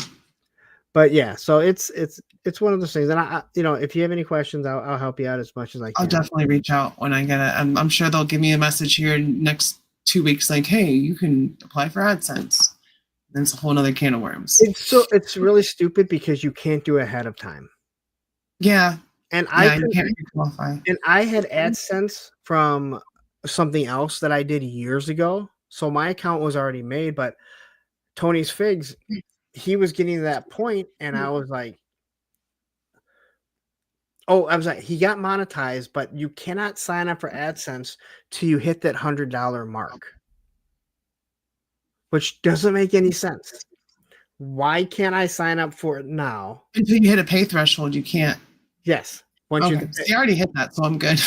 Yeah. So you hit the pay threshold, so you should have AdSense all set up if you don't already. But I had set it up years ago for something else.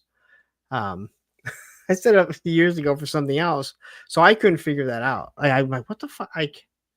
Tony, I don't know why you can't do it. And it was once you hit 100, then you could actually sign up for it. Really stupid. They don't tell you everything. They just expect you to figure it out. Dang Google. Yeah, YouTube can be. Yeah. But I'm going to let you go so you can get some sleep. Everyone else can. I don't know what they're going to do. This was a lot of fun. Thank you for having me on. Thank you. I appreciate it. Like I said, I like having good guests. You jumped in right after we met. I love the fact, as I said right at the beginning, we disagreed, but we talked, because you can disagree and still have a conversation. And what did it turn out to be? You love that Maximum Spider-Man. I don't know if you love it. I don't think he's worth $50, but I think it's the best Spider-Man I've gotten from Marvel Legends. So. Let me ask you this: do you take pictures with them? Oh yeah, I've got some good pictures. Do you get use out of them? So yeah, he's worth $50, but I paid more than $50 because I got my pre-order canceled. So I actually have one I have another one, I have another one boxed, because when you do what I do, sometimes you take that risk of ordering from somewhere and you get stuck with two of them. Yeah. I mean, I did give one away. I did get my pre-order from Amazon, and I did a giveaway for that one because I promised I would. But so I'm about $150 in on Max Spider-Man, all said and done. Okay, so maybe not worth $150. But that's how I feel about the Maximum Hulk. Like, is he a great figure? I don't know. But am I having so much fun with him? Is he worth fun, $60? He's fun. Yeah, I'm like having so much fun taking pictures with him. Again, he can grab onto the dragonfly. He can do all kinds of stuff. And so, all right. I know I've said it numerous times. I'm gonna let you go. I am right after we say hi to Evo Dookie, who's saying, "Hey, Punk Rowdy" in chat. I think you showed up late yesterday too. So sorry, Evo Dookie. I gotta go to bed. It's me time for me. Yep. So anyway, thank you very much. Check her out in the description. Go follow her on Instagram. Go follow her on YouTube if you haven't. Also, if you're here, hit that like button, subscribe button, and we'll see you guys all. I guess Monday. I guess I'll be back on. So take care.